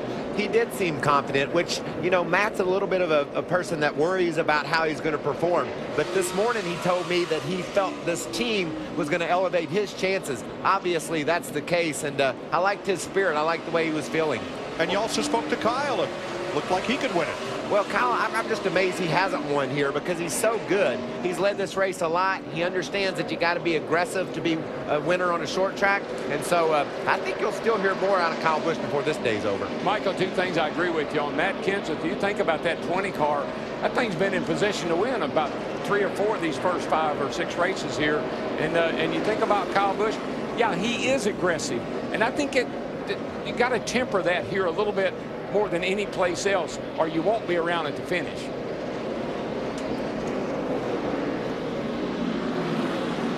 $16 laps to halfway. Toyota, Chevy, Toyota, the front 3, then Jeff Gordon, Chevy, and Brad Keselowski has his Ford up into the 5th place. I believe that's the highest a Ford has been today. Well, Brad Keselowski finished 6th here in the fall, and he took about a 20th place race car and did it. And to me, that was a pivotal race for him going on and winning that championship. Yeah, because he had never run well here, you know, and everybody said, well, Martinsville, he'll have a big disadvantage when they get to Martinsville. He was able to turn that around the way he did a lot of races at the end of last year. And remember, that was in a Dodge. He's new to the Ford this season, and he's got the only one of the blue ovals in the top 12 right now. But yeah, going to the Ford camp did not slow the Penske group down whatsoever. 4 top 10s of the 5 races, second in the points.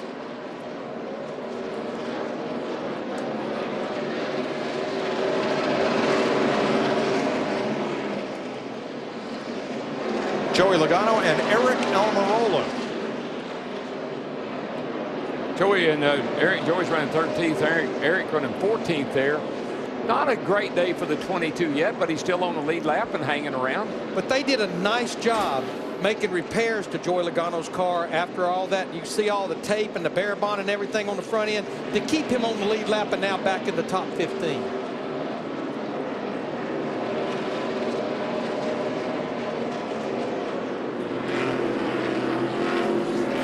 Good bit of bump and bang so far in Martinsville, Virginia. We'll come back with our halfway report, give you an idea of what to look for in this race's second half.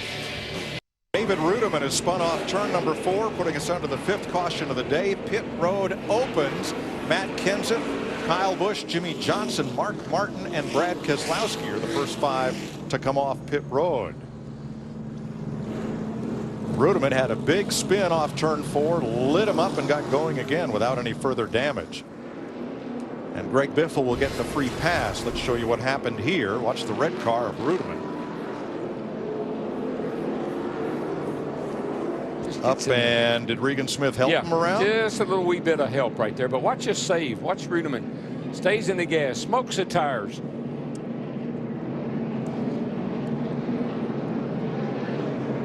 Look at it. Plenty of contact there. Rudiman's along for the ride right now. And around he goes.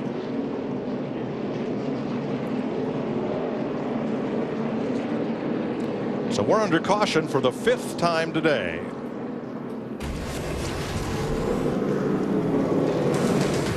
NASCAR Sprint Cup Racing on Fox is sponsored by Chevy Silverado, the one you depend on, the one that lasts.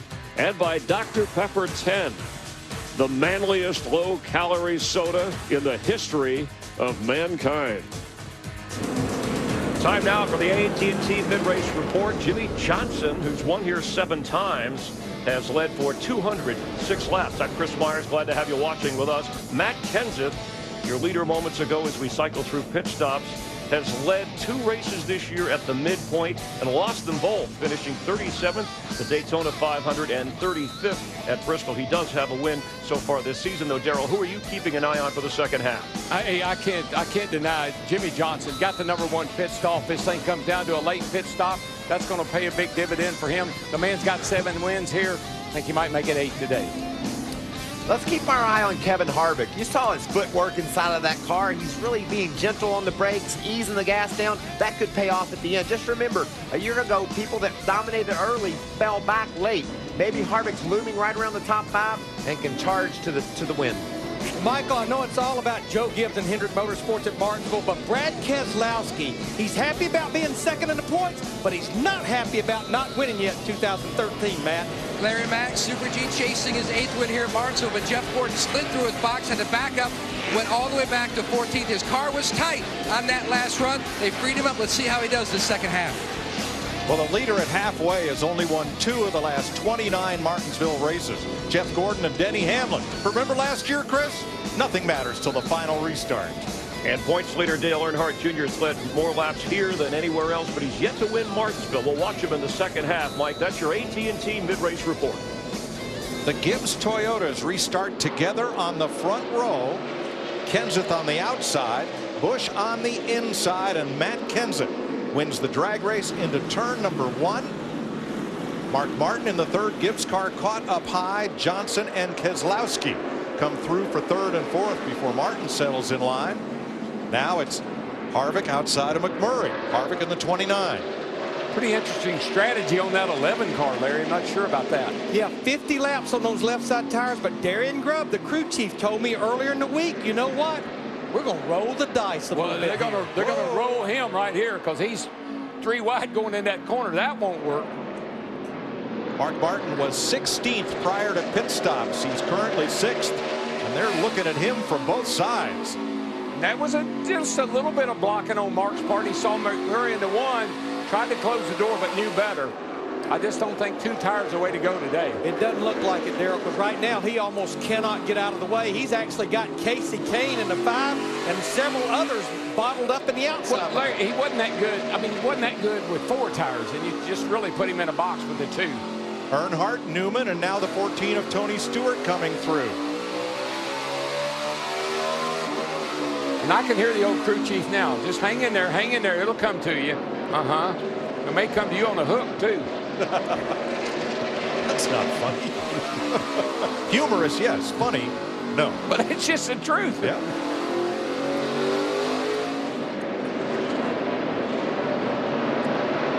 They have absolutely beat Mark Martin's car to pieces already just after that restart. Remember what I told you? When your right side has been up, you're racing. When your left side's been up, you're in the way. Yes, sir. Kurt Busch through. Here comes Almirola. And Mark just cannot get to the inside. Got to be a tough day for Denny Hamlin sitting out and watching this. Now, Mark's doing everything he can, Darrell, but it looks like that car just won't drive up off the corner, as will the cars that got 4 tires. Yeah, but just think about it. He wasn't all that great to start with. He got the lucky dog, got those cars got wrecked, he got in the position he's in. I would not have jeopardized all that improvement and what he had gained by gambling on 2 tires right now. Well, we saw what those drivers that got 4 tires after 15 laps at the beginning of the race, what they were able to do. Something wrong with Carl Edwards. Whoa, he's got a tire down. Left rear. He's around. Caution. Green still out. Green still yellow. Pretty nice job by Danica Patrick not to get into Carl Edwards right there. Stayed off of him and avoided the wreck. Wonder where Mark Martin's going to come now. Points on the 9. He's going to be right back where he was way earlier in the race, way in the back when he comes to pit road. The left rear is down, and Edwards tries to gas it. Nothing there. That's a big fear you have here. Somebody runs in there and hits you in the left rear and you hit it just right with that splitter. It'll cut that tire right down. He was 19th at the time. Oh, yeah. Still there. They used him up pretty good, tires and all.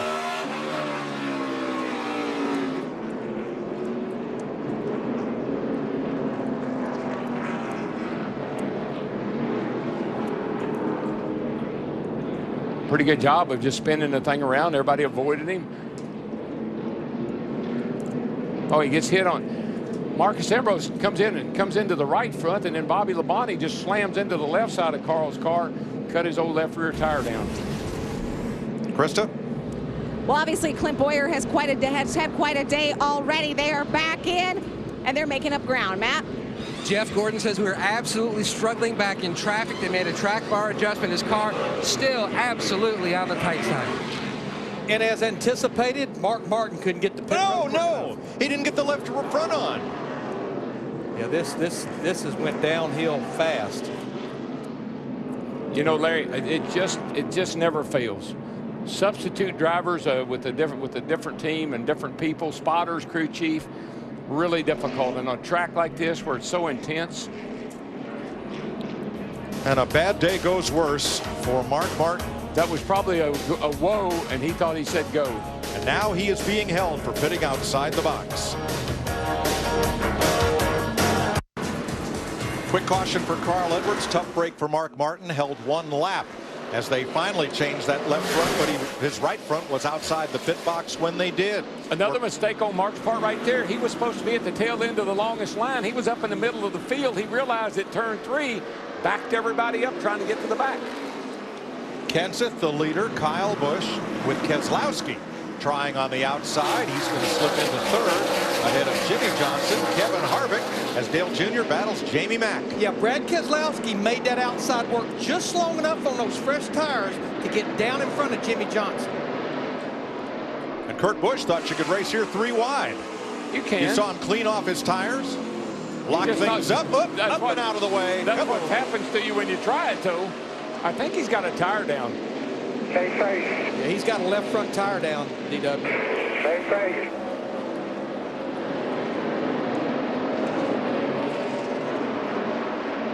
No caution. Did You know, Kurt doesn't know. I don't think he knows that left front's down. I think he thinks he just got built You know up. who did this to us as a 22? You got it. I seen it. Well, Kurt was 3 wide with a couple of different drivers there. Yeah, And now yeah.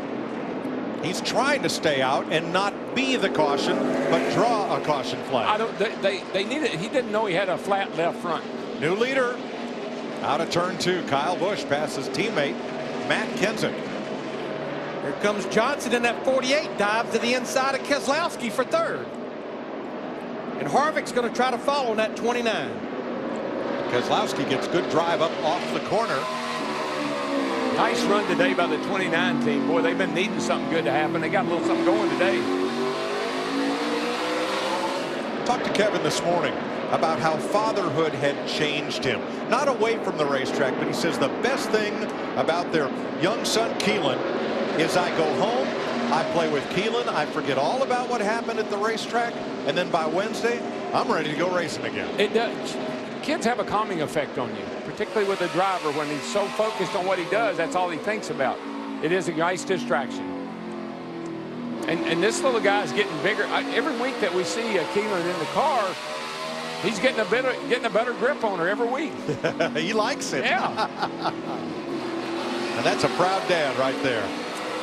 And they've got everything they got. They've been putting him in motorized everything. I mean, he's going to be driving by the time he's won. So we were at a function for BB&T this morning, and somebody asked Kevin, is he gonna be a race driver? Kevin goes, I'm teaching him to play golf. Better teach him to drive a race car, because that's what he knows. Well, I know another proud new dad has to be Jamie McMurray in that 1 car. Remember, he was caught up in that wreck on caution 4 at lap 180, had to come to pit road. He's worked his way back toward the top 10, trying to get to the top 5. Right behind him, Dale Earnhardt Jr. has made a nice recovery, running in the 7th spot. He was part of the dust-up at lap 180, the big double crash shortly after the restart. And behind him, there in white car is Ryan Newman, running in 8th place, Steve. And he did pretty solidly inside the top 10, Mike. He just told the team, I started off neutral, but that went away pretty quick. Now I'm too tight. I think he said he was too tight, but I'm not sure. He started off neutral and the car went tight on him. Tony Stewart, Newman's boss, in 9th. Co-owner of Stewart Haas Racing. There are their 3 cars. Nice recovery for Danica. 1 lap down. She got one of her laps back. She is 23rd. Running right behind Rudeman and making the pass. You know, I looked at Tony Stewart, that 14 car. I think we know at least today how he feels about the driver that's running right behind him, Joey Logano, on that 22 car. Joey he's cracked the top 10. See him right there out the back of Tony Stewart's car. Yeah, they did a nice job in the pits of getting that car patched up there. They got a lot of bare bond on the nose and all, but the thing is running a lot better than it was earlier in the race. Casey Kane hounding Logano. Kane in 11th. Started 5th. About 4.5 seconds behind the lead. Talk about banged up race cars. Well, Clint Boyer, the right front of his got pretty torn up there. Yeah, you can get knocked around here, get beat around, pushed around. You can even get in the wall, but you stay on the lead lap, patch the thing up like Boyer's car is, you still can be very competitive. Yeah, less than 100 laps ago, Boyer was spinning like a top on the front stretch, and Brian Vickers in that 55. Look at all the damage on that car. Both of them on the lead lap. Yeah, he was crashed on the backstretch. These are Martinsville cars. That's the way a Martinsville car is supposed to look. Your outside front row starter, Marcus Ambrose. He's been doing a bit of 3-wide racing, and he's got the door dings on both sides to prove it, and the right front pretty well torn up. Jeff Gordon trying to rebound. He is in 15th, and the reason he's so far back is coming onto pit road. He slid through the pit stall. You see the official motioning. You've got to go back before you can service that car, and they did. But boy, that's costly for time. Well, and because he was so far back when that next caution came out, he went ahead and came back to pit road there at lap 256. And when you get behind, you try to make up time everywhere you can. And sometimes you just overdo it. Which is what happened to the 11 team and Mark Martin. Exactly. Kurt Busch has replaced that tire. He's back on track, but he is 2 laps down. Kyle Busch, Matt Kenseth, Jimmy Johnson. 1, 2, 3. That's Casey Mears on the left. Now Danica was trying to battle them and get past Bobby Labonte. This is a battle to be the first driver a lap down. Hopefully get that free pass.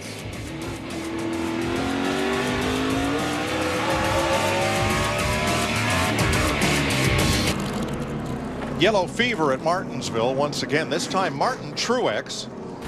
Some type of fluid got onto his tires and he went sliding through turn number 3 and around to bring out the second caution flag of the day. Mike, one thing as a driver you always worry about when your car's been in a wreck and the team patches it all up and sends you back out. Did they get everything tight? Did they get everything back like it was supposed to be? Looked like he busted a radiator hose or something there. Truex out of the car and perhaps this time done for the day. Everybody made pit stops. Kyle Busch came out first. Matt Kenseth, Jimmy Johnson, Brad Keselowski, Jamie McMurray are the Fast Five. Time for the AT&T Race Break, brought to you by the nation's largest 4G LTE network. Rethink possible. Michael Waltrip, Chris Myers observing the action, and a quick recap as a spectator, at least until Richmond. Denny Hamlin with Mark Martin in his car, and in her first Martinsville race, Danica Patrick caught up with Schrader, bringing out the first caution. A faster pace early. Jimmy Johnson dominating. Kyle Busch led for some laps. And on lap 180, some Michael Waltrip racing drivers caught up in a 10-car wreck. Yeah, the chain reaction crash happened on 2 different ends of the racetrack, and every one of those cars got involved in them somehow. Yeah, including Martin Truex Jr., Clint Boyer, and even Dale Earnhardt Jr., as Darrell and Larry talked about. Those cars repaired, back in the hunt, back on the lead lap, which is important. Michael, so far this season compared to last year, we've had more lead changes and more cautions. In this race, 12 lead changes and the cautions flying with 7 so far, many more recently. Yeah, and the more laps that wear on, the more cautions you're liable to have, because of the fact these guys are going to get more and more aggressive. We saw early people cutting each other brakes, letting them in line. That's out the window now. If somebody tries to get in a hole and it isn't there, you're going to get hit. We have not seen Tony Stewart take any action or any issues with blocking. He's worked his way up inside the top 10, 8th, just ahead of Joey Logano. What are you looking for over the next 215 laps? Well, that's a lot of cars right there getting a lap back. They're waving around. They stayed out. They didn't elect to pit. And with this caution fever that you spoke about, Chris, that's smart. Danica Patrick is going to end up back on the lead lap, along with Mark Martin, who had troubles in the pits. We've seen a lot of speed out of Danica today, and she's overcome being a lap down a couple times, and she's back on the lead lap. That's your AT&T Race Break, Mike. We have Kyle Busch, Matt Kenseth, guys trying to win for the first time here, just ahead of 7-time winner Jimmy Johnson. Well, Casey Mears got the free pass on this caution. That meant that all those drivers that just took the wave around to get a lap back are on tires that are 20 or more laps older than the ones who stopped just now as we get ready to go back to green. 11 cars took the wave around. That's a big lot of cars. But most notably, Danica Patrick, Mark Martin, Regan Smith back on the lead lap of those drivers that took it. This time it's Kyle Busch with the good restart. Keselowski boots Kenseth into the corner. I don't think he liked the speed at which Kenseth came down the front straightaway so that his teammate would come out of that corner with the lead. Jimmy Johnson now is trying to take advantage of it, right side by side. Looks like he's going to take that 3rd spot away from Keselowski in the 2. I really just think that Keselowski just really poured this thing down in there, got into the back of Jimmy. Saw the hood, or into the back of Matt. Saw the hood bow up on that 2 car.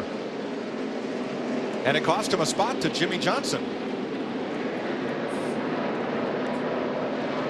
So Johnson now 3rd, Keselowski 4th, McMurray 5th, and Tony Stewart has climbed to 6th. Can't say enough about Tony Stewart in that 14 car. Got the free pass earlier. Here comes a couple other drivers battling for position. Harvick in the 29 and Dale Earnhardt Jr. in the 88 and Logano in the 22. Yeah, that 88's got speed in it. We know that. They've been on they kind of been off in the pits. I think they got it together now, though. This time it's Harvick caught on the high side. He slides in line in front of Casey Kane. Not on their pit stops, just on their adjustments. They haven't kept up with the track. It looked like they've gotten the car a lot better now. You're riding with Dale Jr. He's a rocket on new tires as he flashes past Tony Stewart and moves up into 6th. That's the way the car was early in the race. It was real fast on new tires. Hammond, what's up, bud? was watching the race on top of the Hollywood Hotel going into turn 3 and 4 and watching the number 20 car, Matt Kenseth. You got to understand something. He's 0 for 39, guys, when it comes to short track racing. It's been since 2006 at Bristol that he's won a short track race, and his best finish here at Martinsville came way back in 2002. But I do want to point out we got a wreck behind us right here. The 78 car right over my shoulder. Right now, Mike, he just went kind of up in the high groove. A spin for Kurt Busch at lap 293. And we'll have to look back and see, was there contact with David Gilliland? Oh, yeah. Oh, yeah. Oh, yeah. Everything was going really well for Kurt, and then he had that flat tire and had to pit on the green and flat left front, and it's kind of all gone downhill from there. 8 caution flags, but the drivers that just took the wave around, Larry, that cements their position for that move. There's the bump from Gilliland that sent Kurt Busch spinning. Yeah, now Danica Patrick, Martin Martin, and Regan Smith back on the lead lap. They'll be on pit road. Get them 4 fresh tires now. Back in the race. Kurt was another driver that took the wave around, but it put him 1 lap down because he was 2 before he did that. Patrick up to 22nd now. And 24 lead lap cars add Bobby Labonte, who I believe will be the free pass car on this, the 8th caution flag. Boy, Jeff Gordon still trying to recover from overshooting his pit box. 11th right now as they all come onto pit road from Ambrose on back. I think they just keep working on his car too, Mike. He's just not happy with the car, and they make major adjustments every time he comes in. Matt? And still work in progress on the 24. Jeff Gordon said still difficult balance-wise on that machine.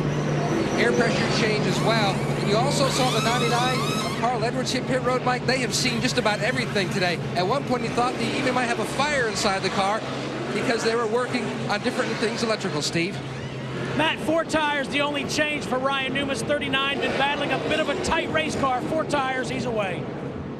I know Carl Edwards has got to be a frustrated race car driver. I talked to him last night. He said, DW, all I got to do is be patient today. I've got the car to win this race. Hadn't even been close.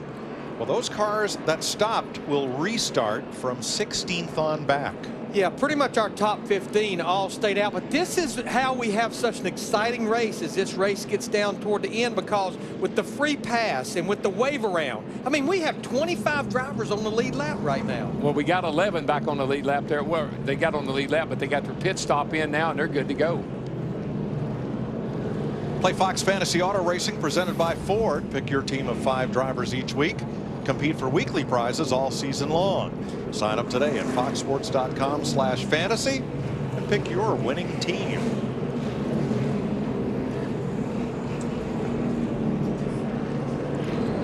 The next city in Virginia to the east of Martinsville is Danville, and that was the home of a longtime NASCAR racer, Wendell Scott, the first African-American driver to win a race in what's now the Sprint Cup Series. A historical marker was unveiled this weekend in his hometown of Danville. Great racer, nominee to the NASCAR Hall of Fame, Wendell Scott. Definitely think if you looked up determination in the dictionary, you'd find Wendell Scott's name pretty close to it. Well, he won a race, and he had, out of the races that he started, he had a lot of great finishes as well. So he made a huge impact on the sport. He won a Jacksonville, Florida short track race. Initially, I believe Buck Baker was given the trophy. Scoring was rechecked. Scott was declared the winner. I saw him take the engine out of the race car, put it in the tow truck so they could get to the race. They got to the race. They took the engine out of the tow truck, put it back in the race car, ran the race, took the engine out of the race car, put it back in the tow truck so they could get home. He was also the '59 Virginia State NASCAR Sportsman Championship and won the track title at Southside Speedway in Richmond, 1959. Moved to the Cup Series in '61. Had 147 top 10s. On the side of his car where it said Chief Mechanic, you know, they had Herb Neff, all kind of different guys back in the day, Jake Elder, and on windows it had me. He did an awful lot with a little. Wendell Scott, a true pioneer of NASCAR racing. Nice of him to be honored by the state of Virginia this weekend. 203 laps to go as the pace car dives for safety. Michael? Hey guys, watch this restart. On that last one, Keselowski got mad at Kenseth for holding up the line so that Kyle can move over. Now Kenseth is on the inside. He's got Jimmy Johnson behind him. Watch him let Kyle go here. Good point. Let's see who wins the battle down to turn 1.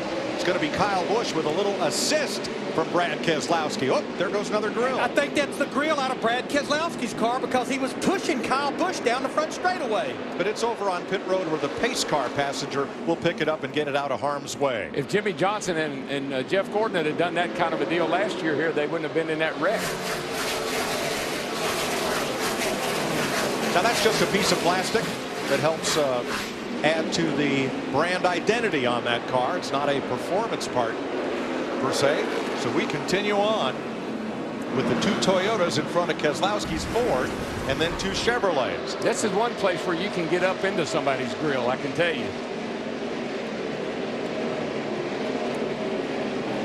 Right across the wall, right on pit road.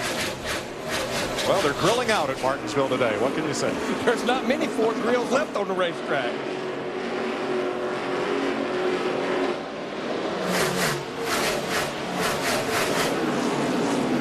There's some race fan at home saying, hey, honey, they're throwing grills out on the track at Martinsville. Harvick Logano chasing Tony Stewart off into the corner, side by side for 9th. And Brian Vickers in that 55 car. He's working his way back toward the top 10. Brian Vickers will be in the 11 car starting at Texas until Denny Hamlin returns. I'm not real sure what that was all about. Keselowski just pulled over and let Jimmy Johnson go. I guess he thought Jimmy was quite a bit faster than he was, but he just moved over and let Jimmy go by.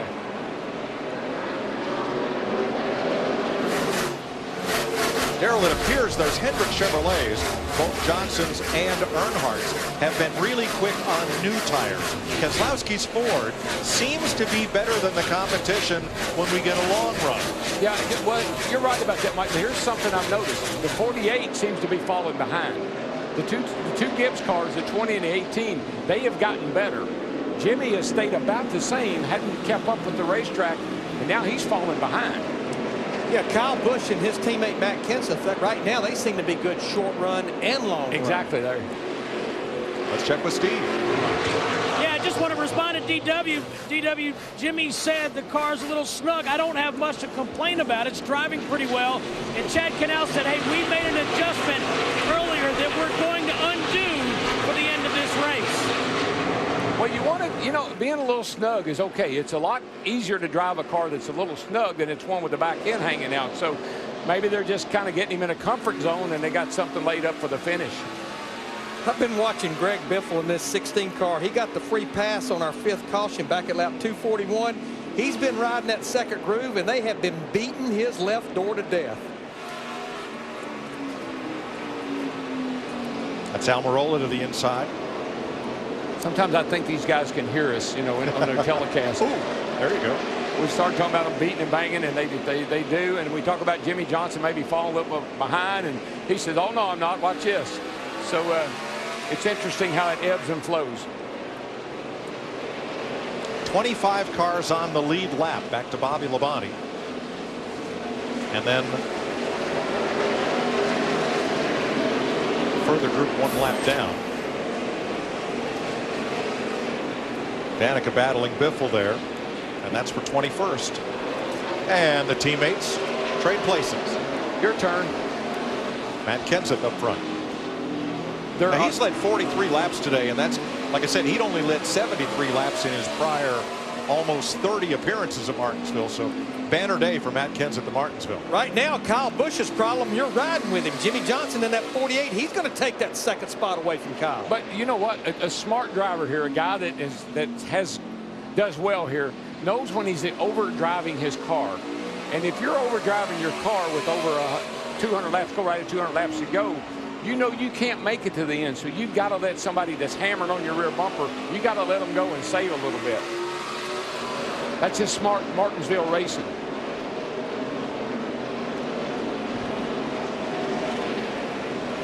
Jeff Burton started deep in the field, 29th, but he's been around the top 15 most of the day. Krista, currently 13th. That's right, Mike. Another smart Martinsville racer. You know, the former winner here, he said that was so special, the Virginia native, that day that he won at this track. He said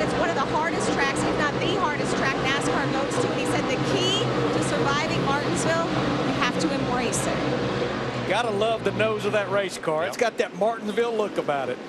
You go east from Danville, Wendell Scott's hometown. It's not far before you get to South Boston. That's where the Burtons are from. That makes this a home game for Jeff Burton, whose nephew Jeb was on the pole yesterday for the Truck Series race. Drove a whale of a race. I know he had a little issue with the Ron Hornaday one time there in the race, but Jeb drove a beautiful race yesterday. Came home third. A lot of young guys. Bubba Wallace, Darrell Wallace Jr., he had a great finish. Chase Elliott had a great finish. A lot of young talent in that Truck Series. Jeff's son Harrison, quite a young racer as well. But one of the things that discipline, that is a huge word that you have to keep in your mind here. You have to discipline yourself to take care of the car, not get in fights and pushing around with people and get your car all bent up. You got to really have good discipline here. I like what Danica Patrick is doing since she got spun by Kenny Schrader early. She's found her groove, worked her way back up onto the lead lap, Matt. One big issue she had, Mike, earlier in the race, spotter communication trouble. They fixed that, and now she's doing exactly what Tony Gibson told her to do, instructed this log laps. We've got to learn, and you're only going to learn if you run all 500 laps. She put a lot of effort into this event. Sim work. She went down to Little Rockingham, which is a racetrack simulating this racetrack. But Tony told me the biggest thing that impressed him about Danica here at Martinsville is her rhythm. She gets into a very nice rhythm, very easy on the car. But he said one thing she's going to learn about the most, how to get around here with traffic. Well, she's just done something that a lot of this garage area wasn't sure could happen. She's moved into the top 20 here at one of the toughest tracks she will face in her rookie season. And she's not done yet. I mean, she's got a pretty fast race car. I've watched her a number of times. She's doing a great job today. Just ahead of her is this battle for 17th. Casey Mears, Carl Edwards, side by side. Mears moving up. He started back with Danica. They've run a couple of positions apart or nose to tail most of this race. What do you think about Carl? I mean, he's spun out over here with a flat tire, and he's fighting his way back up into the top 15. Well, we talked about Casey Mears earlier in that 13 car and his race team. Back-to-back 15th place finishes at Bristol and Auto Club Speedway. And right now, working on another one. But how about two old buddies here? Joey Logano in the 22, Tony Stewart in the 14. But did you see what Tony did? I mean, that was 2 weeks ago for Tony Stewart. I said this earlier today. Tony Stewart will threaten to whip your butt on Sunday, and he'll take you out and buy you dinner on Monday night. That's just the way he is. He's a passionate race car driver. Got a lot of energy built up in that guy. Krista. Well, on that subject, they was asked this week, you know, will you teach Joey a lesson? Tony said that's 2 weeks ago. I'm on Martinsville this week. In fact, during the off week, I went on vacation in Georgia. No TV, no cell phone. That's the way I like it. I didn't have to pay attention to the news. You know he doesn't have a very good memory because he said he had never blocked. And then he said he whipped Joey's butt or something like that. The race car drivers are America's best athletes at two things: living in the moment and holding grudges. Yeah, well, you don't forget. And I mean, if they got into a shoving match now, obviously all that would come back up. But they didn't. They raced each other as professionals. Well, I think the biggest thing Tony Stewart, that 14, better worry about is getting his performance straightened out. One top 10 finish, came in here 22nd in the points. Matt Kenseth, your leader by half a second after 323 laps in the STP Gas Booster 500. Some people hate it.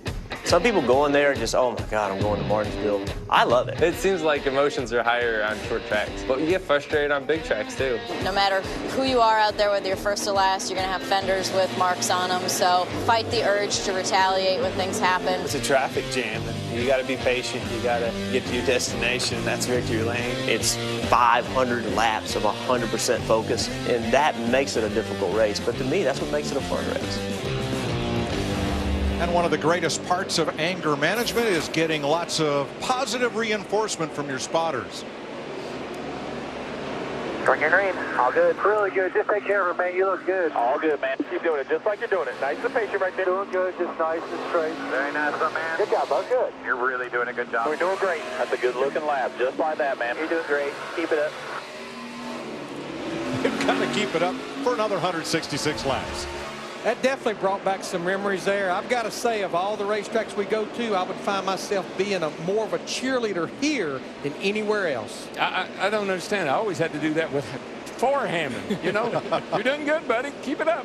There are the spotters just one floor above our announce booth and toward turn number 1. Keeping in touch with their drivers and crew chiefs as they work around the track. They now call the paperclip. Casey Kane, Jamie Mack, 5th place. Brian Vickers, Kevin Harvick, 7th place. I had a lady on Twitter ask me why we call it the paperclip. I said, just go get you one and lay it down on the table and look at it. And that's what Martinsville looks like. Well, look at these new 6th generation NASCAR Sprint Cup cars. Ford, Chevys, Toyotas. Boy, they can take a beating, and some of them really have today. Well, we still have 40 of the 43 drivers that took the green flag out on this racetrack now with about 160 laps to go. That's right, Larry. Add that Martin Truex Jr. has come back on track despite being more than 100 laps down. He wants to make it the checkered flag in this one. Steve? Mike, as you guys said, great job of fighting back by Brian Vickers. He says, I can back up the corners pretty good. I can roll the center with the best of them. I just need a little more drive off. And that's what these drivers, they've been hunting all weekend long here, is trying to get that 850 plus horsepower hooked up with a really low gear in these race cars. Yeah, just a little information. The 88 says he's spinning his tires off the corner, which is what we're hearing. The 24 says it won't turn when he goes back to the throttle, so therefore he's a little tight in the center. 18 is a little too free right now for his liking, and the 2 car is really, really bad tight. Anybody happy besides Matt Kenseth, who's out in the lead by 0.7 of a second? Jimmy Johnson might be all right. You know, I was talking to Jamie McMurray yesterday afternoon, and he said there's such a tremendous difference between 50 laps into the run and then after that. He said you can either be tight at the beginning and then be good at the end, or if you're good at the beginning, you're not going to be good at the end of the run. So I think what you're hearing over the radio, the chat from the drivers, they're just faced with that delta of it going from tight to loose or loose to tight. And I think, Michael, that's what's been going on with Dale Earnhardt Jr. We're about 60 to 65 laps into the run, and Darrell has well pointed out, it just seems like the deeper we get into a run, that he starts losing grip, talking about spinning those rear tires off the corner. Yeah, you see him right here now. Ryan Newman in the 39, Jeff Burton back there in the 31. They've caught up to Junior, and he's basically holding them up. He just seems to fall off more than some of the others do on the longer run. That's from 12th place on back. Riding with Casey Mears. He's climbed to 15th. The tail end of that group. Well, and think about this. The leaders are going down the back. They're at the back, middle of the back now. And there goes Junior. He's a half lap down right now. Tell you who's got a car on the long run that's awfully good. Casey Kane in that 5. We just talked about him as he went by Jamie McMurray for 5th. Now he's working all over Keselowski for 4th. Keselowski just not racing anybody, Larry. I've seen him a number of times. I'm not sure if he's having some brake issues or he just doesn't want to race right now, but he's pulled over and let a number of guys go by. Jeff Gordon just passed the 29 of Kevin Harvick for 9th place. I asked Harvick this morning, how will we know if you've got a car capable of winning? He says, tune in about lap 450. Oh, you mean where did he come from? The closer. The closer. But just remember, Jeff Gordon, they kept making pit stops. Every time the caution came out, he has about 15 to 18 lap fresher tires than all these drivers he's racing right now, which would include Kevin Harvick. But Larry, it doesn't, watching the lap times, it doesn't seem to be really paying any dividends for him. He's breaking pretty much even with the leaders, but no real advantage. Traffic about to be a factor for Matt Kenseth. He's getting into a big knot of traffic. That includes Nemechek, Wise, Stenhouse, look and out. Kurt Busch very slow down the front straightaway. Well, the 87 got in Matt's way, and Matt poked him there and about spun him out. That broke his momentum and let Jimmy Johnson and Kyle Busch catch up to the back of him. Now he'll duck underneath Josh Wise. I mean, there's one thing, Mike, that these guys tell me about this car, even on a track like this, the closing rate is much quicker than the old car was. This car is so fast, it catches up with slower cars a lot quicker than the old car did.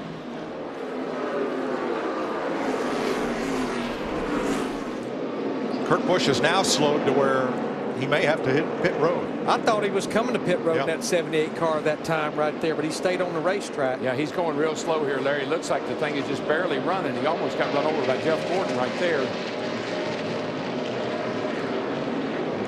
He's 2 laps down right now, back in the 30th position. It was all going so well for him. He was running well, and then all of a sudden he had that left front go down, and he hadn't been able to recover. And now it looks like he's headed to the pits. I believe he's going to the garage area, Darrell. He's going to make that left turn and just go right to the garage. So Kurt Busch to the garage with 150 laps to go. And they have had some great top 5 finishes a couple of weeks in a row. Matt Kenseth pulls up on David Stremme, trying to put the number 32 laps down.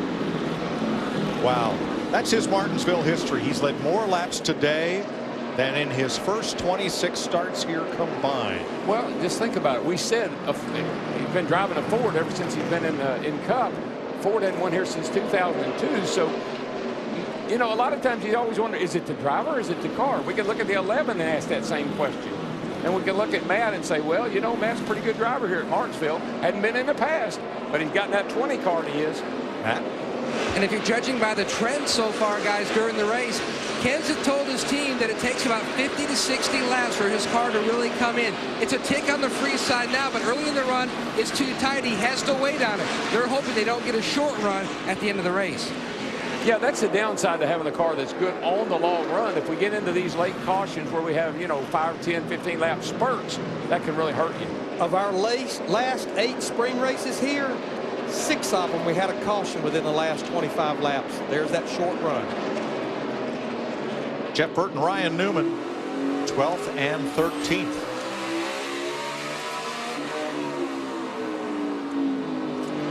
Now Dale Earnhardt Jr. has fallen back to 20th place, Matt. Mike, his car just goes back and forth almost like on a razor blade. Back on lap 243, his car was tight on entry, tight through the center. They made some adjustments. Now it's a handful. Balance has gone to the free side. Yeah, I'm just watching. He cannot get off the corner without the back of the car. Even coming off turn 4, the car's sideways at the start-finish line. No rear grip. Yeah, and we're about 40 laps away from what I think if we stay green, these drivers would start hitting pit road for green flag stops. And Earnhardt's last lap was about 1 second slower than race leader Matt Kenseth's. 143 laps to go.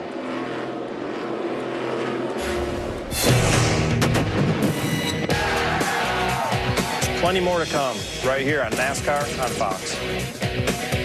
7 on-side look at what's happening in the NASCAR Sprint Cup Series, brought to you by Sprint.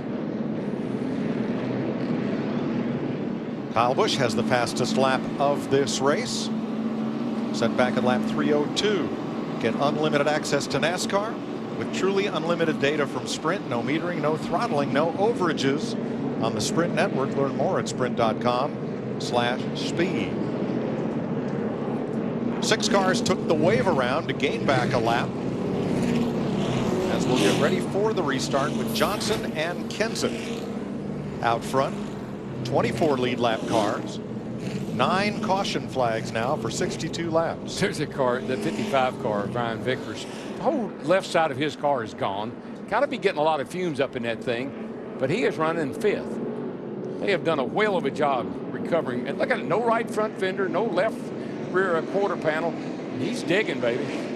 I just don't think we can say enough about the job that Brian Vickers does, especially just running a partial schedule. This is only his 2nd race of 2013 to run this Generation 6 car.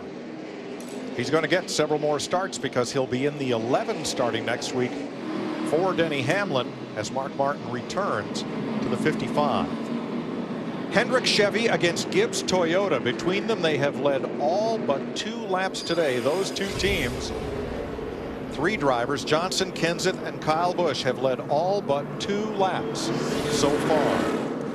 We're going to go to a little faster track next Saturday night, Texas Motor Speedway. Big boy racing down there. Fast. Green flag. Johnson's on it. And Jimmy will hold the lead to turn 1 with Kenseth slotting in. And here comes Kane. Trying the outside. Better not stay out there very long, and he didn't. He got right to the bottom. Now Keselowski. with no way to get to the inside. Can he move up? It's almost like these drivers know if you're going to make that second groove work, you better do it on fresh tires and do it quickly. Yeah, what you're hoping is that there'll be a gap. That maybe if you get out there and pass somebody, you got a gap you can fall down into, but it doesn't happen that way very often. What I don't like about it is you stand such a huge chance of getting knocked up out of the groove or your tire cut down. Well, they just stacked up back there way back in the pack with Danica Patrick in the 10, Mark Martin, Paul Menard. They were all over the racetrack. Vickers, Keselowski, Boyer. And Jeff Gordon. Now watch this as Mark Martin on the inside gets into Dale Jr. Well, he's who being slides shoved. up into Danica. Menard is into the back of Mark, and he's pushing Mark into the back of Dale Jr. And then it gets really ugly because Menard really gets into the side of the 11 of Mark Martin. I was surprised he didn't cut his old tire down. Mark didn't have a whole lot of choice there, did he? Had to give, Uncle. Danica had made some nice gains, but she's now lost about 8 or 9 spots, and it's still going. Teammates Boyer and Vickers, and now Keselowski's on the inside, the preferred lane. Activates his left turn signal and makes the pass. Well, we're getting to that point. We got 125 laps to go. Right now, you want to start establishing yourself as one of the guys to beat or to be run up front. So if you got it, use it. And I think one of those guys, we were just riding with him a minute ago, Jeff Gordon in that 24 car, now back up inside the top 10, running 7th right now. You're riding with him here through 3 and 4. And you get knocked around a lot like Brian Vickers did there. You get knocked around, you kind of get out of your rhythm, and you got to get back in line and get going again to pick up those spots you lost. Harvick trying to regain ground. He is 10th. Vickers is 9th.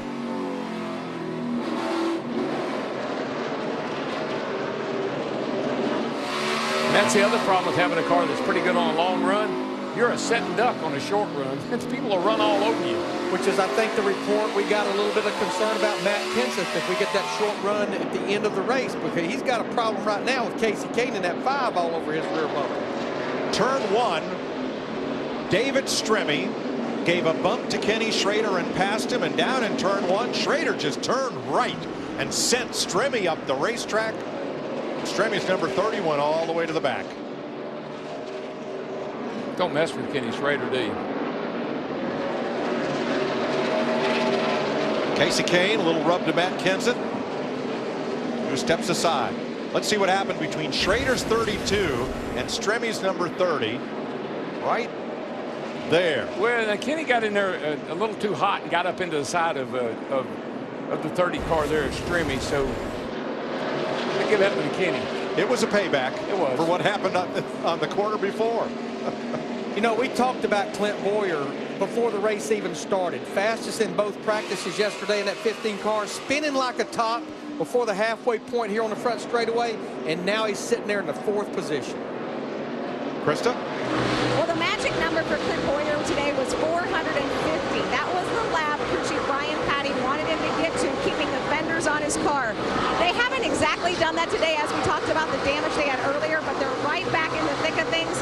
You better believe if Clint Boyer is in position with 50 laps to go, he's going for it all. Remember 1 year ago on the final restart, he went for it all from row 2 and cleaned out the front row. Listen, these first cars, 2003, 2004, 2003, 2004 on those first 4 cars. Wow.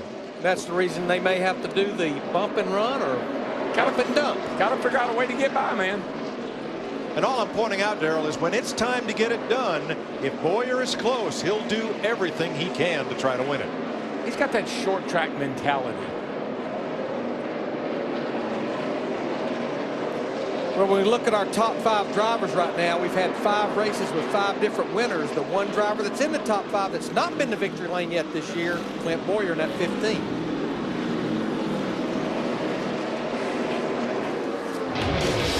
.118 laps to go with Jimmy Johnson leading at Martinsville. We're 109 laps away from a winner in Martinsville, Virginia.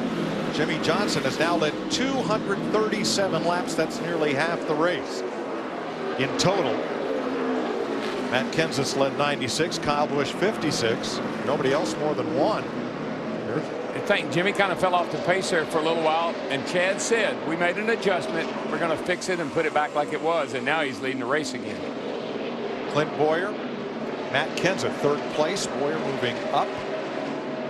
I tell you, Boyer's going somewhere, Larry. Yes, he is. That car is fast. Larry, if we don't see a caution, have these drivers made their last trip to pit road? Well, Mike, we pitted at lap 363, which was 137 laps to go. I think with cautions and the race pace slowing down a little bit like it has, I think everyone can make it. Should we go caution free? But I wouldn't put a lot of stock in that. I was going to say, why are you worrying yourself about that? Because we know we're going to have another caution. There's plenty of fuel, but is there enough patience? Some of the things we've seen, including Joey Logano and Eric Almirola, with this little "excuse me, pardon me." And then Almirola, he takes exception to it. He goes off into turn 3 here, and he just lets Mr. Logano know, I didn't like that very much. I'm going to get that boy. And makes the pass. And we were getting a report that Joey Logano was actually losing some power in that 22 car. Steve. Yeah, Larry Mack, he's gone to his backup battery, but he's also losing power in that backup battery. So he has switched, but he's continuing to lose power in that 22. Most of these cars, the drivers, they carry 2 batteries, and you just have a switch where you go from battery 1 to the backup battery or battery 2. Well, he definitely picked the pace back up because he was falling back pretty quickly there, but now he's picked the pace back up and he's going in the right direction again.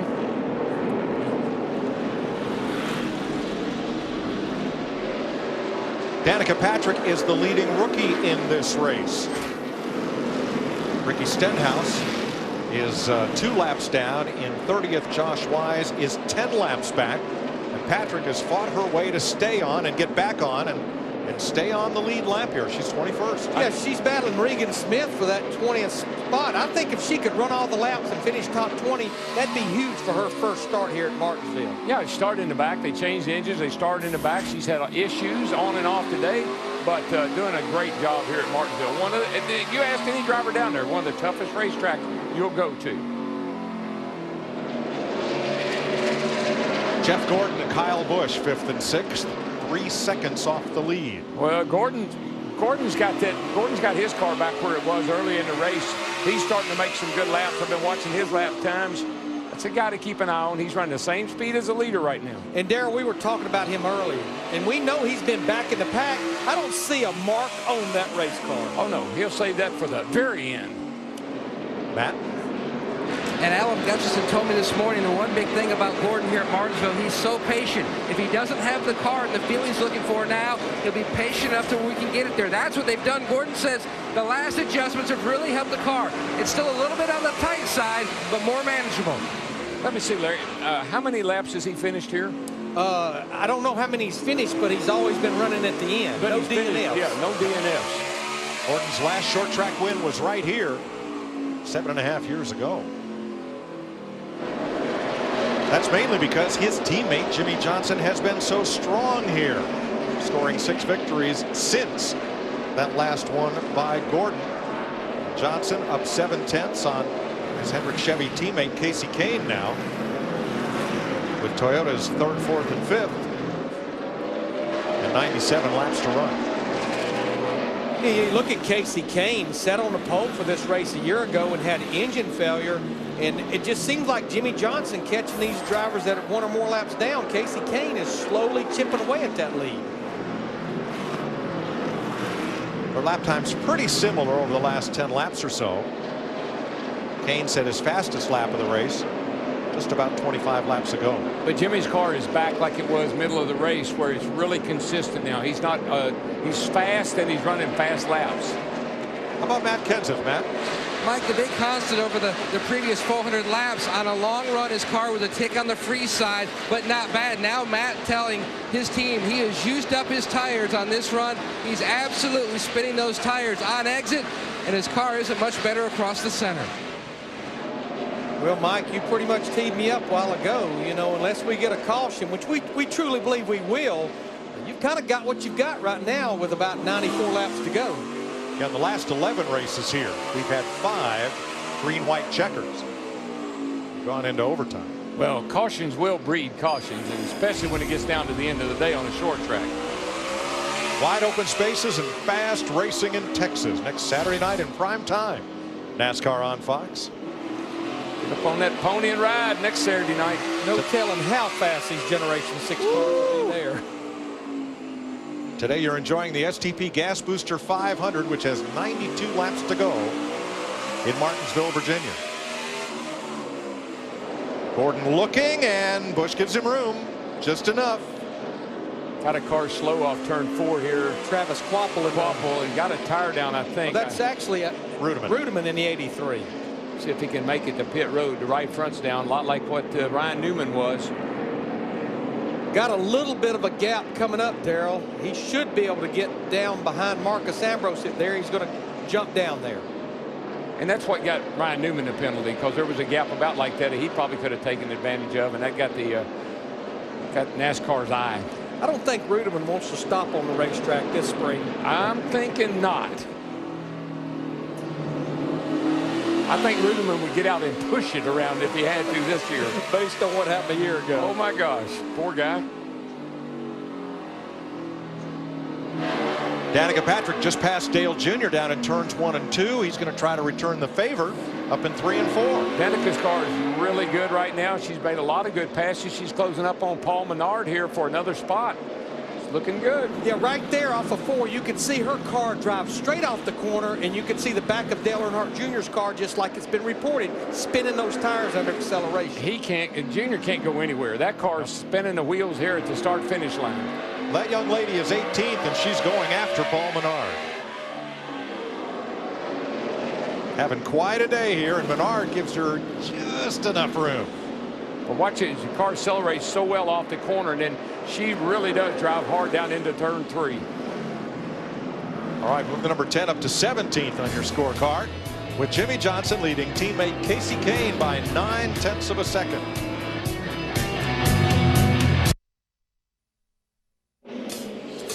Beautiful, scenic South Central Virginia.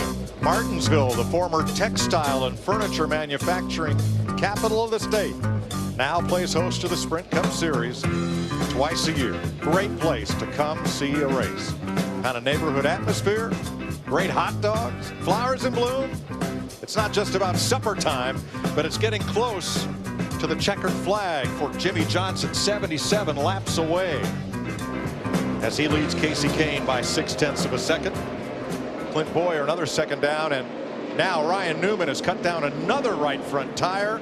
This time maybe he'll make it to pit road. See if he can slot in here. And come on down. He bounced that thing off the wall pretty hard coming out of turn 4 when that tire let go. Nice job of Landon Castle to jam on the brakes to miss him, so Newman could get to pit road. You better believe he was going to get to pit road that time, one way or the other. Yeah, I think if he got hit, I think he'd say, well, that's what I was trying to avoid, you know, but he made it fine. Jimmy Johnson about to put his teammate Dale Earnhardt Jr. 1 lap down. I just can't believe how bad Junior's car has gotten. I mean, he just cannot go anywhere. Well, while all these drivers are fighting, Jimmy Johnson in that 48, we continue to talk about Casey Kane in that 5 with roughly 75 laps to go. Just right there, a couple of cars behind him. He doesn't get through the traffic quite as good as Jimmy does there. I guess maybe people see Jimmy, they know it's him, they know he's fast, but Casey has a little more trouble getting through traffic. The lowest on the scoring pylon that Jimmy Johnson has been all day.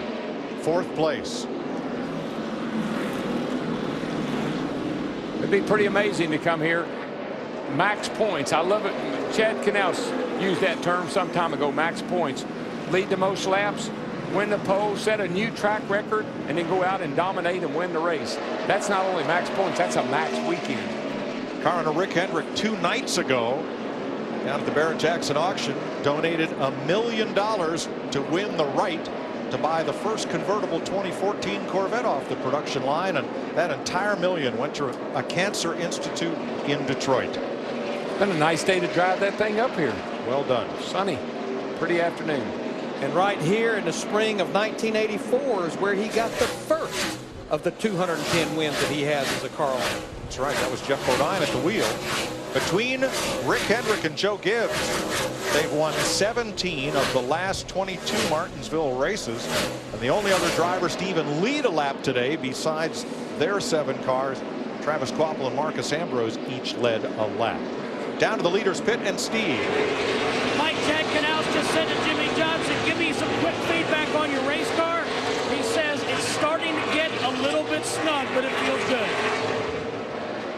But it's starting to burn that fuel load off. We're about halfway through the run, and you're starting to gain some nose weight, so that's certainly going to make that car where it doesn't turn quite as good. Yeah, that's what happens in the long run. You wear, the right front tire, it builds up the most. You burn off fuel, you get more nose weight, and the car does get a little tight, but that's not a bad thing at this point in a run. Dale Jr. having an off day, but 3 of the 4 Hendrick Chevys are in 3 of the first 4 spots. Let's go back and renew an old battle. Joey Logano and Eric Almirola. This is not tape from earlier. This happened a lap ago. I think it's just amazing how it seems like everybody. Joey must have a sign on his car, "Hit me," because it seems like everybody's out to get him. Was it Tony or Denny that said that Joey ought to have a bullseye in his car for the next 2 months or so? Yeah, well, the list keeps growing. I will say that. But Darrell, I think you were impressed. You said it the other day in practice. He said this week, I'm not going to back down to these guys. He can't, Larry. This is a statement period in his career. He's got to. He's been shoved around. He's a young kid. Came in with a lot of fanfare. People expected great things out of him. Hadn't worked out. Goes to a team where has a teammate that thinks a lot of him. Brad Keselowski really thinks a lot of Joey. That's different than what he had at Gibbs. I think this kid right now is trying to make a statement. 21st right now, driving for Roger Penske.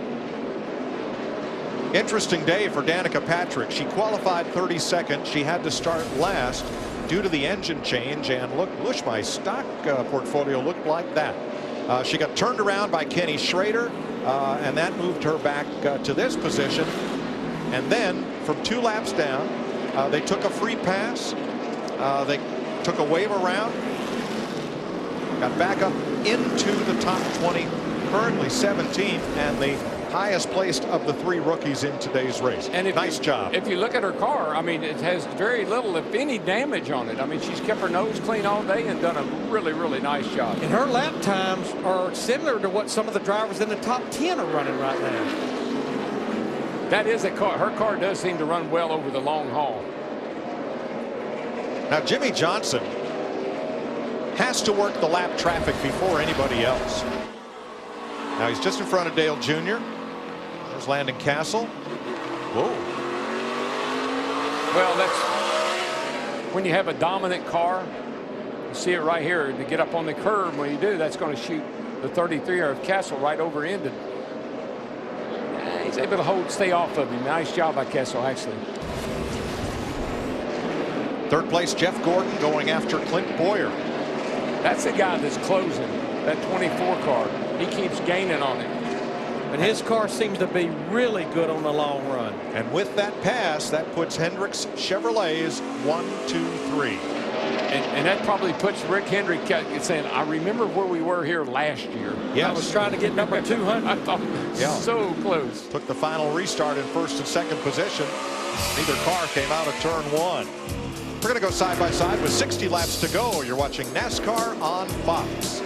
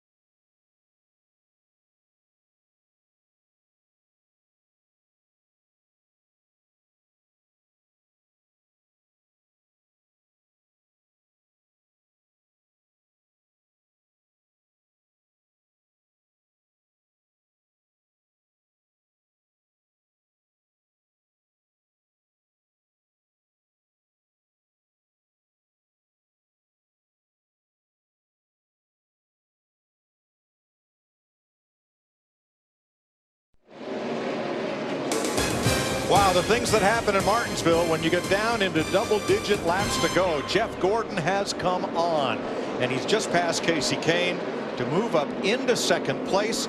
His laps are 0.3 of a second faster than race leader Jimmy Johnson's. Big Daddy's closing in. Yeah, I think if he catches Jimmy Johnson, it's going to be no contest right now based on what the score monitor's showing us. Casey Kane to third.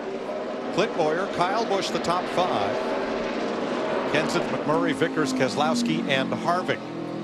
There are 18 cars on the lead lap with 53 to go. See, that's a perfect Martinsville strategy for Jeff Gordon. You work on your car, you get behind, you catch up, you make changes, you figure out things, so you're right where he is right now. Brian Vickers around in turn 2, and caution is out. He's got a left rear down, I think, as I saw the car spin around. 10th caution flag of the day. Alan Gustafson, nope, not happy. Vickers was 8.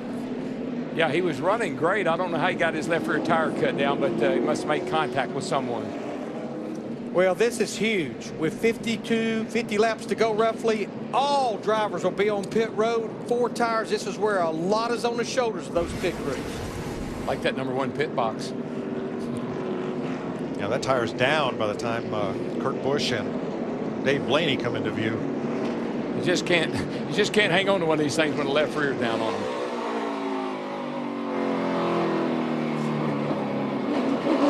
Yeah, we didn't find any apparent contact. Well, that time we know he had a lot of contact. Well, that's true. He doesn't even have a left rear quarter panel on it.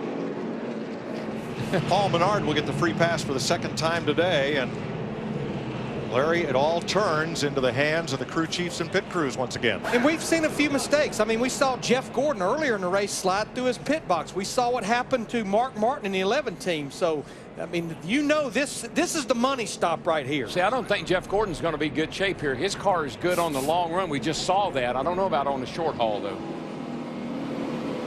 Brian Vickers stays on the racetrack, trying not to lose more than the 1 lap he's just gone down. Pits will be open this time. What do you do? Well, no question. You come in and you have a solid stop changing 4 tires. That caution was a huge break for Danica Patrick and Mark Martin especially. They wasn't far from being lapped. Nope. They stay on the lead lap. Krista? Casey Kane saying his car got a little too tight off of the turns late in that run. They're going to make a slight adjustment. They had their best stop of the day on the last stop. Meanwhile, Clint Boyer not planning on making any adjustments. He said his car got a lot better as the run went along. Matt? And Jeff Gordon making a chassis adjustment. The call on this stop, only half the adjustment, though, they made in the last time. Gordon said his car is really good. Steve? Matt, Jimmy Johnson saying his car is just a little bit tight. He said, I'm using my brakes too much. They do make a chassis adjustment, and he will get 4 tires and some Sunoco fuel. Brad Keselowski had trouble getting in his box and had to back up. That's going to hurt. Darrell, you called it, though, that #1 pit box. It just pays off every time. Clint Boyer in the 15, his crew had a great pit stop, but he was trying to get out as drivers were still coming in. Boyer must be right in one of those areas because he flew into his pit. You see Keselowski not even in the top 10. Let's figure out what happens as he comes in, locks it up. And the official's saying no. The right front tire is on the line. That's outside the box. You got to back him up. Boy, I want to see that again. I didn't see that. I want to see that. I did not see that. No, sir. The official was right in front of it. I think he had a view down that line. Well, let's show you. See, there's the nose of the car. The nose of the car is on the line. Not sure about the right front tire. That's way too close. I don't think that was a good call. Yeah, I don't like. In fact, he was calling it before he even got around to the right front. Yeah, I don't like that. Larry, you're in or you're out of bounds. It's the referee's call. Oh, it's I know a judgment call. It doesn't make it right, though. It doesn't make it right. What about that ball game last night when they said it was? I mean, Louisville won, but that call on they tied him up. Woohoo! They're looking at the same thing that we're looking at right now. The good thing is they have an overhead cam that they can look straight down. It's on the line.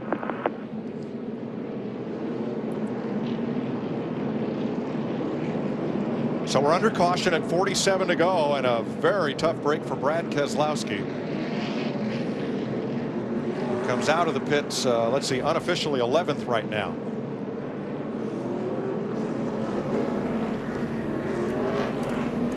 Mike, a quick recap here. 47 laps to go. Already 10 cautions in this race. Danica Patrick in her first Martinsville race brought out the first caution. Was a lap down, actually worked her way back onto the lead lap.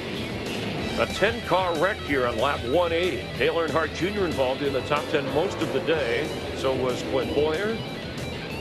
Some of the damage, Brian Vickers as well, but they repaired their cars to get back into it. Carl Edwards not a threat in the Ford with a tire problem, and that created a caution. Mark Martin in the 11th car for Denny Hamlin, trouble in the pits, put him a lap down. Hamlin can only watch, missing the first race of his career. And moments ago in the pits, Brad Keselowski. You can see the car, the nose of the car is on that line. I'm not sure the wheel is. The crew member is blocking my view. But if the wheel or the tire's on that line at all, it's a penalty, which means he's got to back up and get the car in the box. The official was right there on the scene and made the call. There isn't any way to go back on this because who would have known what the pit stop might have done anyway. So that's a ball and strike call, and if he got it wrong, that's a tough break for the team. And we don't use the instant replay or blow it up in high definition to slow it down. No time for that, but a major pit road call going against the reigning champ Brad Keselowski, who has more top fives for this year than any other driver, but has yet to win, getting ready for a wild restart. Yeah, watch how these restarts have gone. We've seen teammates working with each other. Jimmy Johnson possibly on the outside, Jeff Gordon on the inside, and Jeff lets Jimmy in. We're getting awful late in the race to see that again, but it's happened all day long. And Mike, short track races in the last 9, we've had 9 different winners. Well, we'll see if we get 10 today.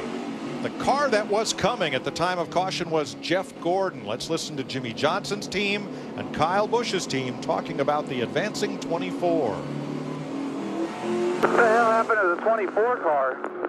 Been scanning him. He hasn't been talking, but he's moving forward. He's hauling them out. Doing a good job, man. That was a good run. 24 is a little faster than us there at the end, but I believe with a small adjustment here, we're going to be okay. Do you realize what's happening here? I mean, the 24, the 48, and the 15 are all right here together. Have you seen this? Have you seen this? Have you ever? Yes, we have. Now, listen, last year I said that the 24 and the 48 need to work together, just like we saw Matt Kenseth and Kyle Busch do. 48 or 24, one says, you go and get in front of me. Let's don't race each other off in the corner, because we could have the same calamity that we had here last year. The third place guy can really screw this deal up. Here it was last April on the restart. Gordon, Johnson side by side. Boyer jumps to the bottom. All 3 of them go spinning. Ryan Newman wins. If the 2 teammates had to work together, you go. One of them has to decide, you go, I'll go. And let's hold the other guys up. They wouldn't have had that situation. But what Jeff Gordon said in the media center on Friday, he said what really made me mad, myself and Jimmy Johnson, we were on the old tires. Boyer had new tires. If he'd have just waited to the backstretch, he would have got us over there. I'm just saying that they wanted to win 200 races. That's what it was for. And that would have been a good time for them to say, look, we got to work together here for the good of the company. But it was a big win, and you had 2 talented drivers who on that day both refused to lose, and both did. Jeff Gordon team audio here. All right, Jeff. Going to be about 45 to go right here. 45. You're the man, obviously. Just do what you can to get down. I think you can beat them. Here we go again. Johnson, Gordon, Boyer with Kyle Busch, and it's a drag race to turn 1.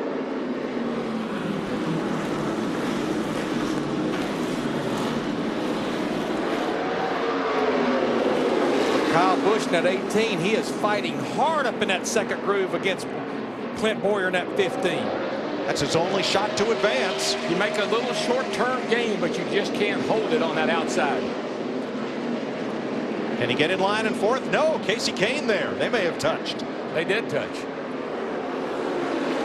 It may have cut the left rear tire down on that 18 too, because they hit pretty hard or damaged that tire.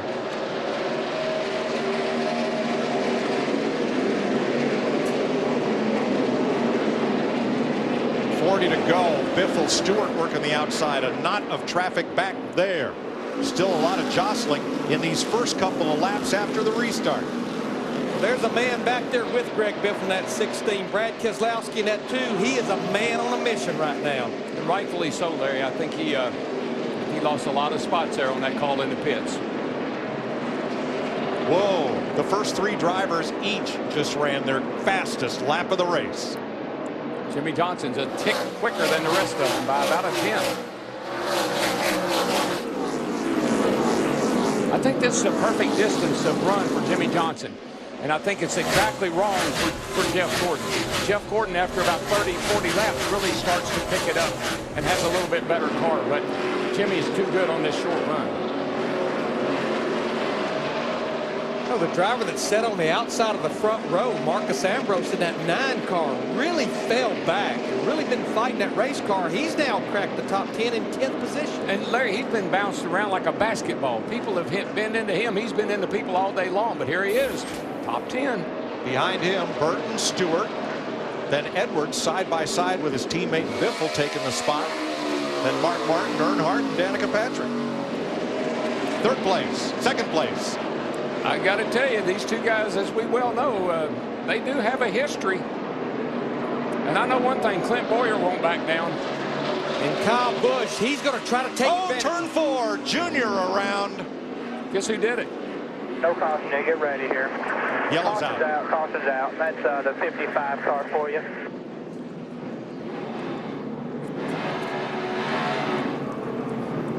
Junior's just, things have just gone all wrong for Junior.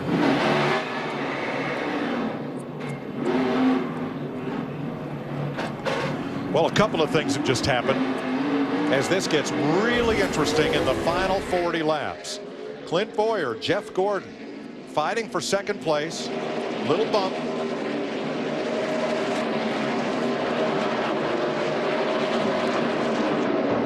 Jeff room there. No, Jeff gave him plenty of room. There we are. Yeah, he gave him plenty of room, and Clint made the move. But let's see what happened back here. When I looked up, Danica was in the mix here. Let's see who hit who. I believe this is a 3-person dust-up. Vickers in the back of the 10. Yeah, he shoved into the side of the 88. Right, he shoved Danica into Dale Jr.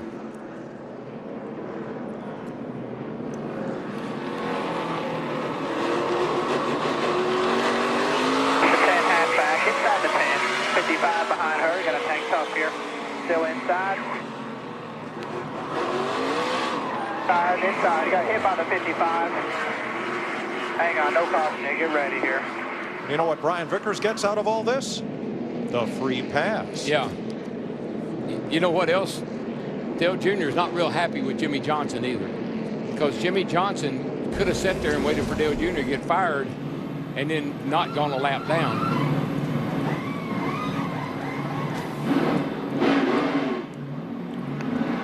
So Junior's now 2 laps down according to scoring. The track was blocked because of the 88. Right. They had to come to a stop. Jimmy went on by went up on the apron and went by, and that left Junior sitting in the track. And by the time he got cranked, they'd already passed him. Got a few drivers that were back in the pack, like Brad Keselowski, Marcus Ambrose, Carl Edwards, Paul Menard. They're going to take advantage, come to pit road and get 4 fresh tires. I got to think Rick Hendrick's staying there. I've seen this before. Watch what I'm talking about here, guys. You watch it. Here comes Jimmy. So they got to stop. The 88 is stalled in the racetrack. So forget reasonable speed. Dale Jr. starts to back up. Jimmy could have just waited for him to get going, and Junior wouldn't have lost a lap. All the other drivers did. Just saying.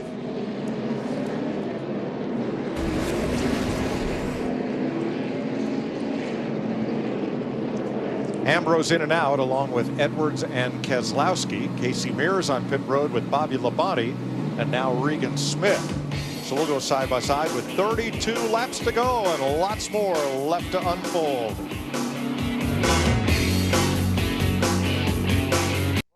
Yeah. Now he's better off to be third now. He can't dilly around though. Getting ready for a restart in Martinsville, Virginia. It's 1 lap away.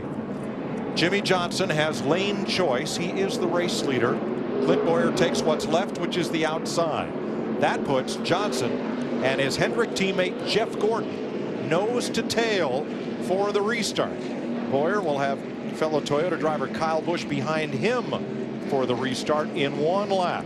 Here's Clint Boyer's team. Actually, didn't really mean to hit him. He was just parking in the center, but oh well, what do you do? I know what you do. You go hard. You go hard to go home now, boys. And you know what? This is going to, Jeff Gordon is going to see how tempting it is to go 3 wide into turn 1 on this restart. Like Boyer did to him. Like he did last year. In last year's race. I'm anxious to watch that driver up there in 4th, Kyle Busch, in that 18 car. He knows the time's running out as well. Brad Keselowski pitted from 9th, came out 16th. Here we go. Johnson on the brake, half a car length ahead of Boyer, who dives it hard into turn number 1. And he has room to get in line because Jeff Gordon did not get quite as good a restart. No, Jeff couldn't get back to the gas, and that opened the door for Boyer to get the inside. I'm sure Jimmy Johnson wishes that hadn't happened. Talked about Kyle Busch, though, fighting hard to try to get down on that 3rd spot. He might be able to roll the center here if he can get a bite up off the corner. He might be able to drag race down the back and get him, but nope, ain't going to happen. Kasey Kahne 5th, and here comes Harvick. Excuse me, Mike, it's interesting to watch this 24 car. We know how fast he was on the long run. That's out the window now. He's going to have to drive that thing with his heart, just digging every inch because he's tight on the initial get-go.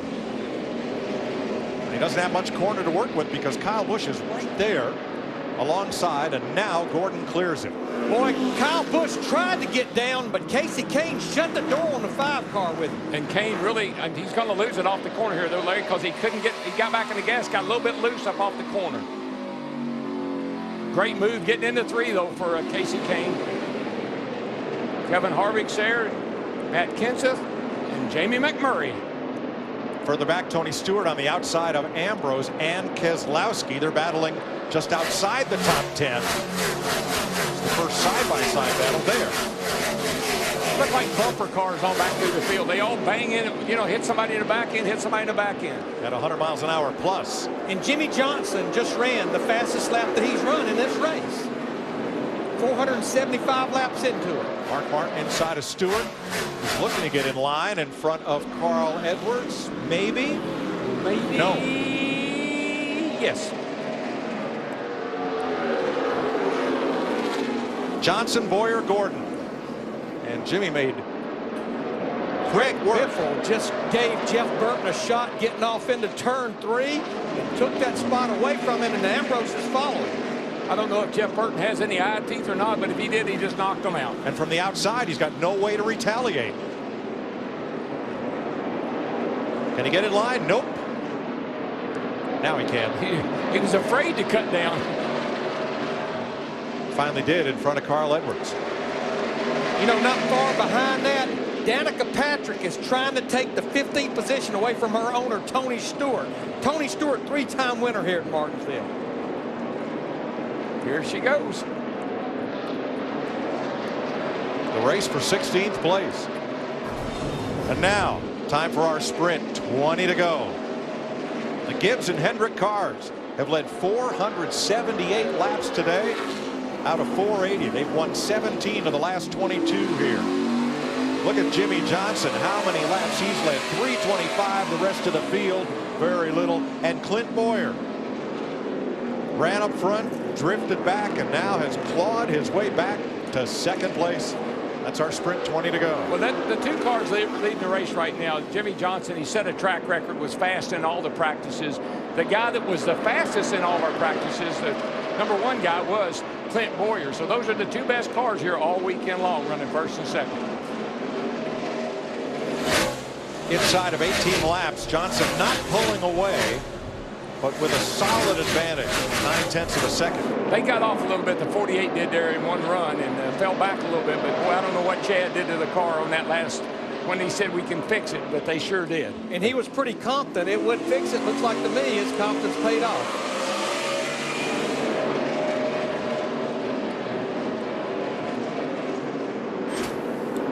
There's a great list of Martinsville all-time winners in what's now the Sprint Cup Series. Jimmy Johnson trying to break that 3-way tie behind Richard Petty and Darrell Waltrip. Well, you see Richard Petty, Darrell Waltrip, Rusty Wallace, all NASCAR Hall of Famers. And we're looking at one right now, driving that 48 car. Yes, sir. Jeff Gordon closing just a little bit on Clint Boyer with 15 to go. At this rate, he should be able to catch the second place car. Quite honestly, Larry, I don't know that if Jimmie Johnson continues on the pace he's on over the next 3 or 4 years. Turn one. Trouble in turn one. A flame is Kurt Busch after a hard hit with the turn one wall. Boy, they need to get over there. You talk about bad days gone worse. Kurt Busch has had one. He had the presence of mind, though, to hit that fire extinguisher that has a nozzle out under the hood, and you could see it extinguish it. Pretty hard lick, looks like. He's a little stunned there. Caution flag out with 14 to go. 12th one of the day. Lap 486. Former champion. Oh, wow. My goodness.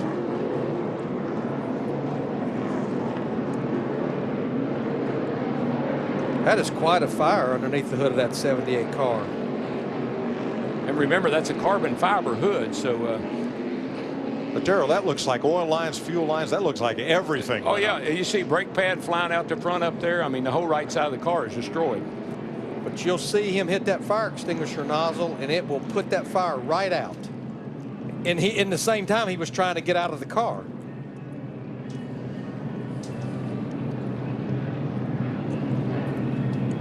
Been a tough day for the little 78 team.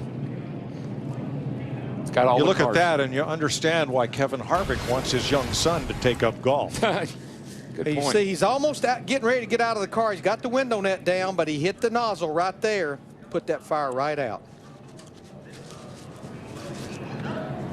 Eric Almirola will get the free pass from this caution, which has now turned to a red flag. The field is halted on the front straightaway with 13 laps to go. There is a lane open at the bottom of the racetrack, but to give the safety workers plenty of room to work at the scene and get there quickly, the red flag comes out. There's a lot of wounded warriors out there, but we have 39 drivers out there on the racetrack right now. You know, I always think about Junior Johnson when we would have to stop the engines. They've been running all day. They've been, you know, at engine temperature all day long. Junior would always holler at me and say, spin the engine over, spin the engine over. Because when that engine stops and the valves are all, some of them are hanging down and they're cooling, some are cooling more than others. And Junior always wanted me to spin the engine to keep to get the valves to move up and down in the heads to keep from popping the valve off. Smart man. He was. Brian Patty, Clint Boyer's crew chief, Alan Gustafson, Jeff Gordon's crew chief. 13 laps to go in Martinsville, and we're just 6 days away from Texas. Next week, we race under the Saturday Night Lights in Texas, where I brought home my first win. How about this kid? Checkered flag, Dale Earnhardt Jr. Everything is bigger in the Lone Star State, and getting a win there will be huge. You don't want to miss this. It'll be all right here on Fox. Saturday night under the lights, 7 p.m. Eastern Time.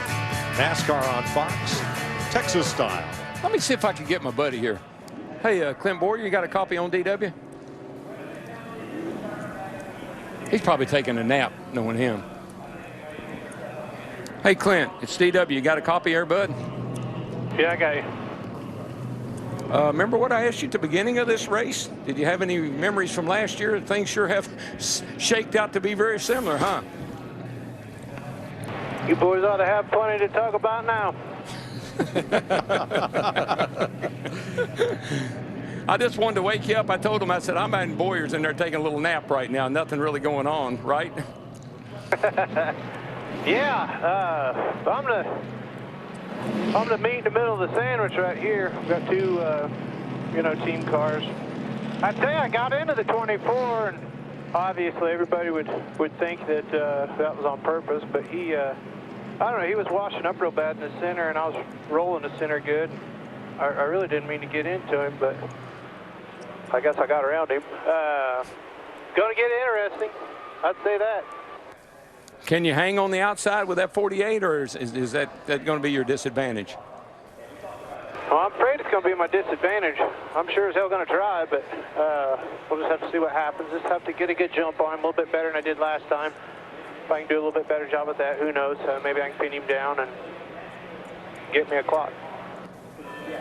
All right, buddy. Thanks for talking to us. Finish this thing off. Now at turn 2, the fluids that came out of Kurt Busch's car had to be covered up and dried up, and now they're going to try to sweep them up, but still could be a little slippery getting through there. I think the it's first lap or two. Yeah, I don't Here's think it's too bad. Another look. Now Kurt Busch has been evaluated at the infield cure center and released. He is okay, but Darrell, that car was aflame before it ever got down and into the wall. It never slowed down, almost like it lost brakes. When you see the car come into the corner, he's out against the wall, and the car's not slowing down at all.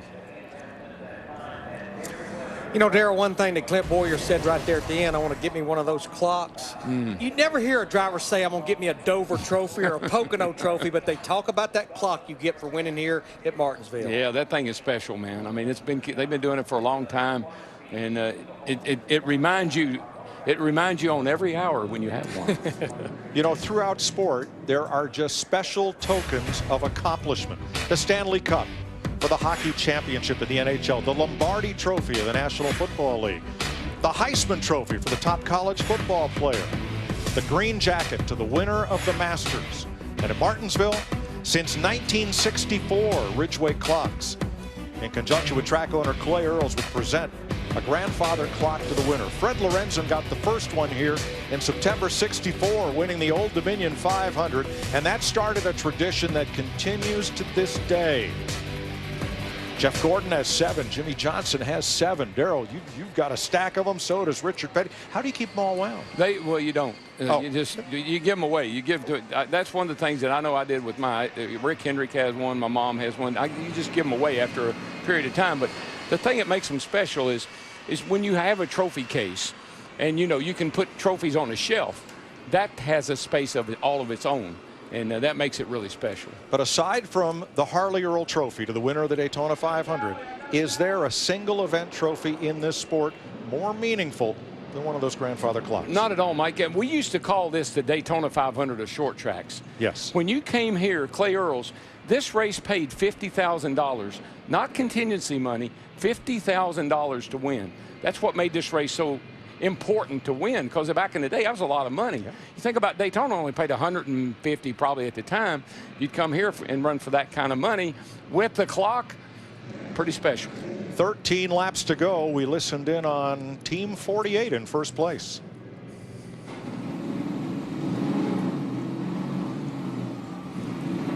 What do you think, Jimmy? We're probably going to have about 10 laps to go. You got an opinion one way or the other, what you want to do? Clearly, it depends what they do behind me. I feel like we've got them covered. But if we're the only one on old tires, clearly we got a problem. So they roll off behind the pace car. The pits will open. We'll see what happens. Meanwhile, Steve Burns with Kurt Busch. Yeah, back at his transporter, Mike. And Kurt, just a scary looking thing we saw there on the racetrack. What in the world happened to your car? Something happened with the brakes. The pedal felt spongy going into 3 and 4. And I gave it a courtesy pump, and it came to. Going down the front straightaway, gave it another courtesy pump, went straight to the floor. So something failed with the brakes. I just turned it to the right and fenced it instead of driving head on into the fence. But I don't know, we had a fuel pump issue earlier, had a brake issue now. Running 38th, 30 laps down, nothing much was going on. So I guess it's better for that to happen now than us running top 5 and have a brake failure. But these guys work really hard on this Furniture Row Chevy, and it's just tough to have a couple of bad things happen like this, and we've just been battling from behind all year, and we'll keep battling. I'm not giving up. We're glad you're okay. Thanks a lot. Pretty smart, Darrell, that he turned that thing right, knowing he had no brakes, rather than just drive off in there and hit the wall in the corner. When I saw the thing at the speed it entered turn 1, I didn't see any oil or anything. I thought probably it was a brake fluid, and then I saw one of the brake pads go flying out after he got in the wall, so he definitely had something happen there. Eric Almirola getting the free pass. Now let's go back to the Danica Patrick Dale Jr. spin. Patrick drove in the Nationwide Series for Earnhardt last year. But here, with an assist from Brian Vickers, she gets in the back of Jr. and more contact.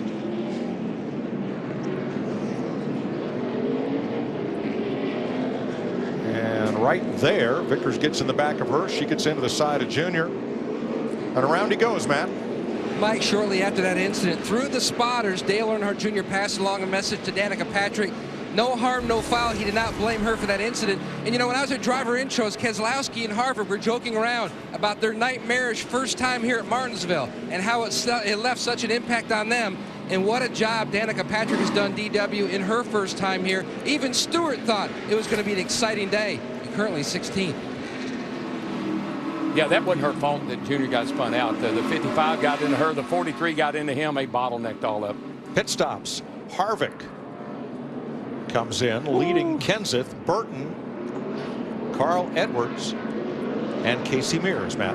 And a lot of debate back and forth about Kyle Busch also thought about it, but they waved off. Meanwhile, the 20, they're going to take on 4 tires as well as the 29 of Harvick. They feel like that's their last shot to see if they have a chance to walk out of here with a cloud. Well, I don't think that's going to affect Jimmy Johnson, Clint Boyer, Jeff Gordon, or Kyle Busch, any of those. But who hated to really see that, I think, were drivers that did stay out, like Danica Patrick, like Mark Martin, Marcus Ambrose. That's the ones that not going to want to see those fresh tires in the rearview mirror. Fox Sports is proud to partner with Johns Hopkins Medicine, one of this year's Fox Sports Supports charities.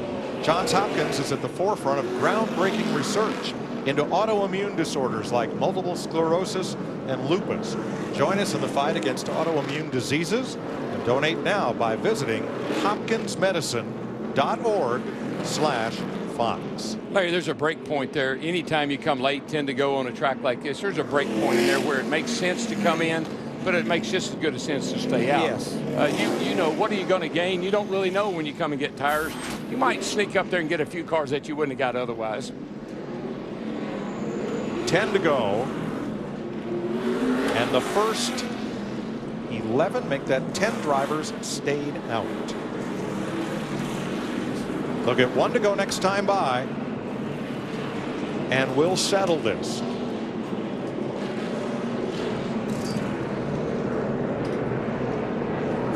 Find a way right here, man. Find a way. Getting ready to settle it at Martinsville. Mike Joy, Larry McReynolds, Darrell Waltrip with you. We talked it halfway, Darrell, and I remember saying nothing matters till the last restart. Here we go. Yeah, and this is when you really have to really take a perfect restart. If Jimmy Johnson does, he'll be hard to beat. But that's a big if. With the cambered rear end and the tires laying over and they're dirty, watch this restart. Yeah, Clint Boyer told you, it has to happen in that first half mile. And it's about to. Johnson elects the inside, Clint Boyer alongside, and Jimmy Johnson's teammate Jeff Gordon right behind. Boyer will have Kyle Busch behind him. In row 3, another Hendrick car on the outside, Casey Kane with Jamie McMurray. In row 4, 2 Fords, Brad Keselowski and Greg Biffle. Then outside pole sitter Marcus Ambrose with Mark Martin. Then Danica Patrick with Bobby Labonte. Patrick up to 11th, the highest she's been all day. And we're talking like we're going to have 8 laps of green flag racing. I wouldn't bank on that. Oh, Havoc is getting ready to break loose. Green flag. Good, clean restart. You heard Boyer say maybe I can stay down on him and get a break up off the corner. Not going to happen. I suggest you fall in line right there, brother, and then race him down into 3. And that he will do. Meanwhile, Kyle Busch stays to the outside. Well, we saw Kyle try this the last time. You can get a little headway out there, but it's hard to complete the pass. Johnson, Boyer, Gordon. Here comes Kane for 4th place. Yeah, Casey Kane took advantage of that. Castle and Reagan dusted it up in turn 1, but they kept going after major contact. And how about Brad Keselowski in that 2 car fighting his way back to 6 after the problem he had on pit road not that many laps ago? Got a pretty good race car. Don't know that he can get by Kyle Busch, but he's got a good car. He might sneak under him if he gets a break. Keselowski 6th. He has fresher tires than those guys in front of him. Yes, he does. The next car on fresh tires is Ambrose in the number 9. I think right now Jimmy Johnson, being the pro that he is, just don't make any mistakes. Don't overdrive the turn. Hit your marks, and you're good to go. Boyer, on the other hand, he's got to drive over his head to get to Jimmy. Harvick and Bobby Labonte got together. That's just minor contact. 5 to go. That 48 car, Larry, I mean, it doesn't matter. It's just on a rail. It rolls the center of that corner right around that yellow curve. Smooth as silk. I don't know that I've ever seen it bobble all day long. Keselowski gave a bumper to Kyle Busch. Remember, Brad's on fresher tires. He's looking to the low side. Kyle's not going to give him any room down there.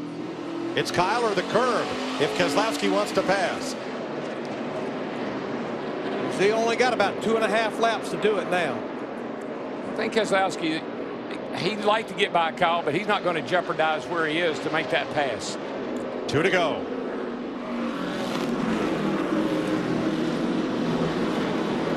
That's got to be killing Boyer. Man, I was so close to getting me one of those clocks. Points or pride? How close can you get? Can Keselowski get into the top 5? He's up against the bumper of Busch again at the white flag. Going to make a dive, but I don't think it's going to work.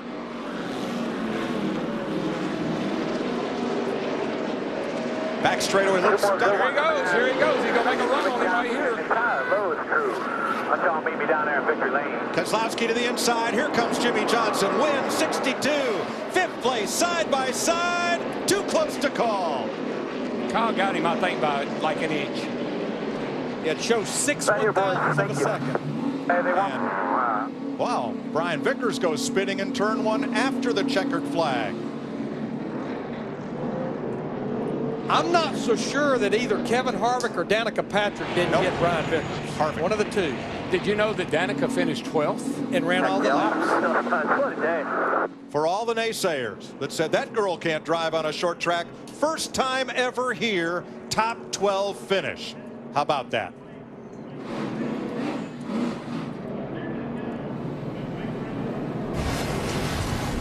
Here's a look at it. Whoa. Well, these guys were getting, and gals were getting very aggressive. Well, and Harvick and Kenseth, they had fresh tires. Now watch this. I think I see where the, yeah. Harv said, hey, bud, save me a little room next time. Well, we said they'd start with their tempers and fenders intact. They wouldn't finish that way. That's right. I thought this was going to get ugly right here. Brad had a little bit of a run on Kyle. Kyle knew better than to cut in front of him right there. He gave him the bottom. And then they drag race up off of turn 4 here. And look how close this is. Great racing. 6 1/1000ths is the difference. It's about the width of a splitter right there. Splitting hairs right there.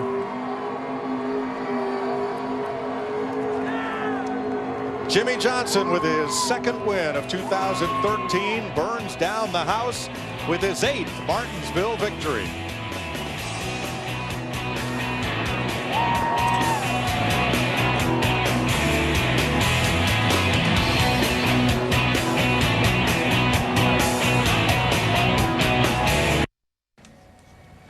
And we welcome you back live in Martinsville, Virginia, the Sprint post-race show. There's your podium finish. A couple of 7-time winners. Well, now Jimmy's an 8-time winner. Clint Boyer finishing between the 2 Hendrick drivers. Starting on the pole, Jimmy Johnson never was lower than 4th in this race. Led the most laps he's ever led in a race, 346. His 4th win. His last 10 races, he kept Clint Boyer from victory lane, and our Matt Yoakum is with Clint Boyer. Almost a carbon copy to last year, Chris. When you think about that final restart, same top 3 guys as last year. Describe at that point, because you were stuck on the outside, did you think you had any chance still?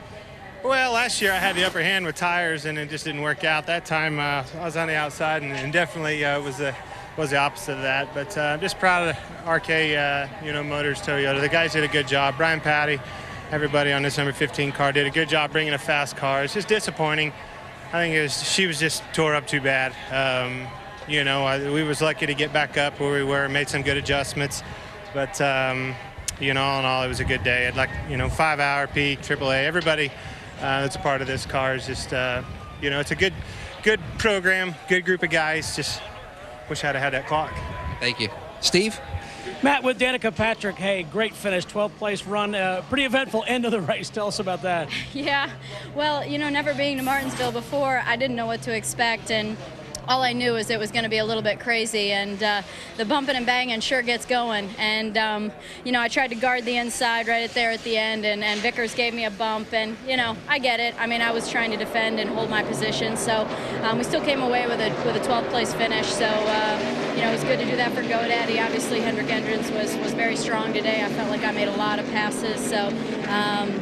Yeah, I wonder if I made the most. I feel like I just passed all day, but you know, I'm sure a lot of people do that at a short track. So nice day for us. It was nice to have a good weekend. We've had quite a few bad ones since Daytona, so we'll take this and get rolling into the summer because we don't have a break until July.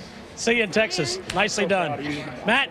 Steve, impressive day for Jeff Gordon. I lost count how many changes your team made to that car, but then at the end, describe that final restart. Well, we just didn't need those cautions there at the end.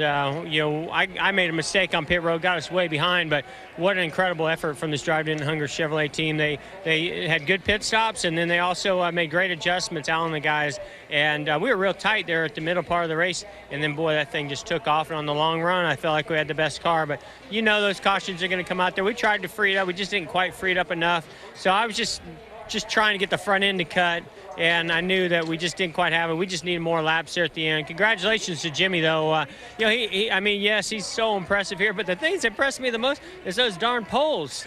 I mean, where did that come from? He used to at least give us a shot when he'd qualify like 15th. So when those guys get that #1 pit stall, they're almost impossible to beat. And it was a lot of fun. We needed that third place finish. So very proud of this team. Don't forget to text HUNGER to 50555.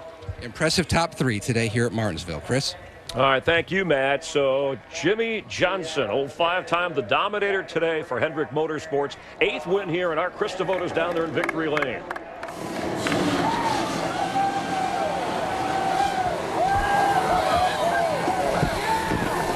For the 8th time, Jimmy Johnson wins at Martinsville. It is a bath down here in victory lane. Every win has a story.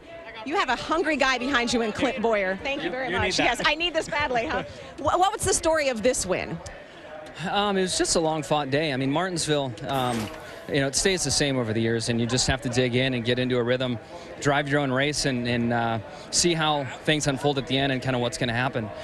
Fortunately, we didn't have any craziness with 2 tires or 4 tires at the end, and I feel like the fastest car won the race. So it was a very standard Martinsville race, although I thought some guys might peel off and take tires. So just a hard race. You know, this racetrack is tough to get around, but we have a great notebook, and I got to thank Chad Knaus and all my guys for their dedication and hard work. Everybody back at home at HMS. I want to encourage everybody to go to Lowe's tomorrow. If you didn't go today already, buy some stuff. It's springtime, and life is good. 2 wins this year. Well, you said, I mean, it's a new car, different tire, but you said when you're good at a track, something just sticks. You knew Clint Boyer, Jeff Gordon were hungry to win here. Hungrier possibly than you because it hasn't happened as recently for them. So how are you able to hold them off? I think the last stop or 2, we really got our car adjusted right and got some clean air and got track position, which was very important. For a period of time there, I thought Matt Kenseth may win this thing, and he hates this racetrack. I couldn't believe he ran that well here today, so I got to give him a hard time about that. But you know, just as the day wore on and we got to the end, flawless on pit road, did my job, you know, on the racetrack to maintain track position, and we could control the race at that point. You know, being stuck in that outside lane on a restart would have really been the death of whoever was out there. So fortunately, we had control of the race late and held off a lot of hard-charging guys. When it was all said and done, the hungriest today was Jimmy Johnson, an 8-time winner at Martinsville. Unbelievable. Thank you. And for Rick Hendrick, always special meaning in Martinsville. First victory ever came here, and of course, Rick Hendrick has now 212 wins for Hendrick Motorsports. More in a moment. Johnson with his 2nd win this season, so the first repeat winner. Jeff Gordon, his first top 5 finish of the season, finishing 3rd. Brad Keselowski had to battle to finish 6th. Yeah, pit road penalty put him in the back, but he charged up into the top 10. See, Marcus Ambrose started up front, ran really well all day long. And Danica Patrick, we heard from her finishing 12th. More with Kevin Harvick and what happened late and even after the race. Matt Kenseth, who led with Joe Gibbs Racing, dominated through a portion. Dale Earnhardt Jr. out of the top 10 for the first time this year. Yeah, that car did not handle the way Dale Jr. needed it to all day long. He was hit and spun and just had a tough day. Ken Schrader got into it with Danica Patrick early, which brought out the first caution, but Danica made up some ground. Kurt Busch saw the car catch fire. The incident I was talking about, Michael, explain with what's going on here with Brian Vickers and Kevin Harvick. Well, they're racing for the 11th spot. Harvick got 13th. Danica's on the outside, and evidently Harvick did not like the way that Vickers raced Danica. So when they got to the checker flag and passed it, he just spun him out to show him that he didn't appreciate afterwards, that. even after that. Yeah. Well, that's part of it. Short track racing. We talked about emotion. We talked about blocking and bumping. They were so well behaved all afternoon. Tony Stewart, Joey Logano. So now we have checking the points after 6 races of the 2013 season. Our 4th different change at the top. And Jimmie Johnson comes back up to lead Brad Keselowski and Dale Earnhardt Jr. Yeah, and you look at Paul Menard down there. He has done an amazing job of hanging in that top 10. Kenseth had the crash at Bristol, but now is still inside the top 10. So a lot of people are starting to think about the chase, getting them some points, and making themselves an opportunity to make the chase. Denny Hamlin, 18th at 11 cars. We were talking about with Mark Martin in that ride. Denny hopes to make it back in Richmond. Let's check in with Matt Yoder. Another one of those exciting finishes at Martinsville, and a lot of debate at one point, Kyle, under that last caution, whether to pit for tires or not. Still think he made the right call? Yeah, I don't know where anybody that came finished, but we just getting stuck on the outside lane on restarts just kills you. But, we fought hard up there and tried to do what we could, and, just had to fade gracefully, I guess you'd call it. But, M&M's guys did a great job today and gave me a really good car. And, we keep finishing top 5 here all the time, but it'd sure be nice to figure out some sort of secret that can get us into victory lane here. It'd be nice to bring home a grandfather clock, but not this week. Thank you, Kyle. Yep. 56 laps, and Jimmy has his 8th. Jimmy says he has all 7 of the previous grandfather clocks, and they chime at different times, just reminding him of how good he is here. The clock on the wall almost says that's all for us. We have more from Martinsville in just a moment.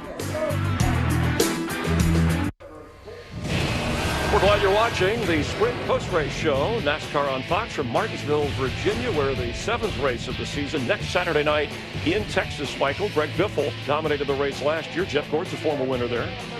We're going to talk about something next Saturday night that we haven't seen before with this new car, and that's speed. Speed right down in the center of the corner, Chris, is going to be greater at Texas than we've seen all year long.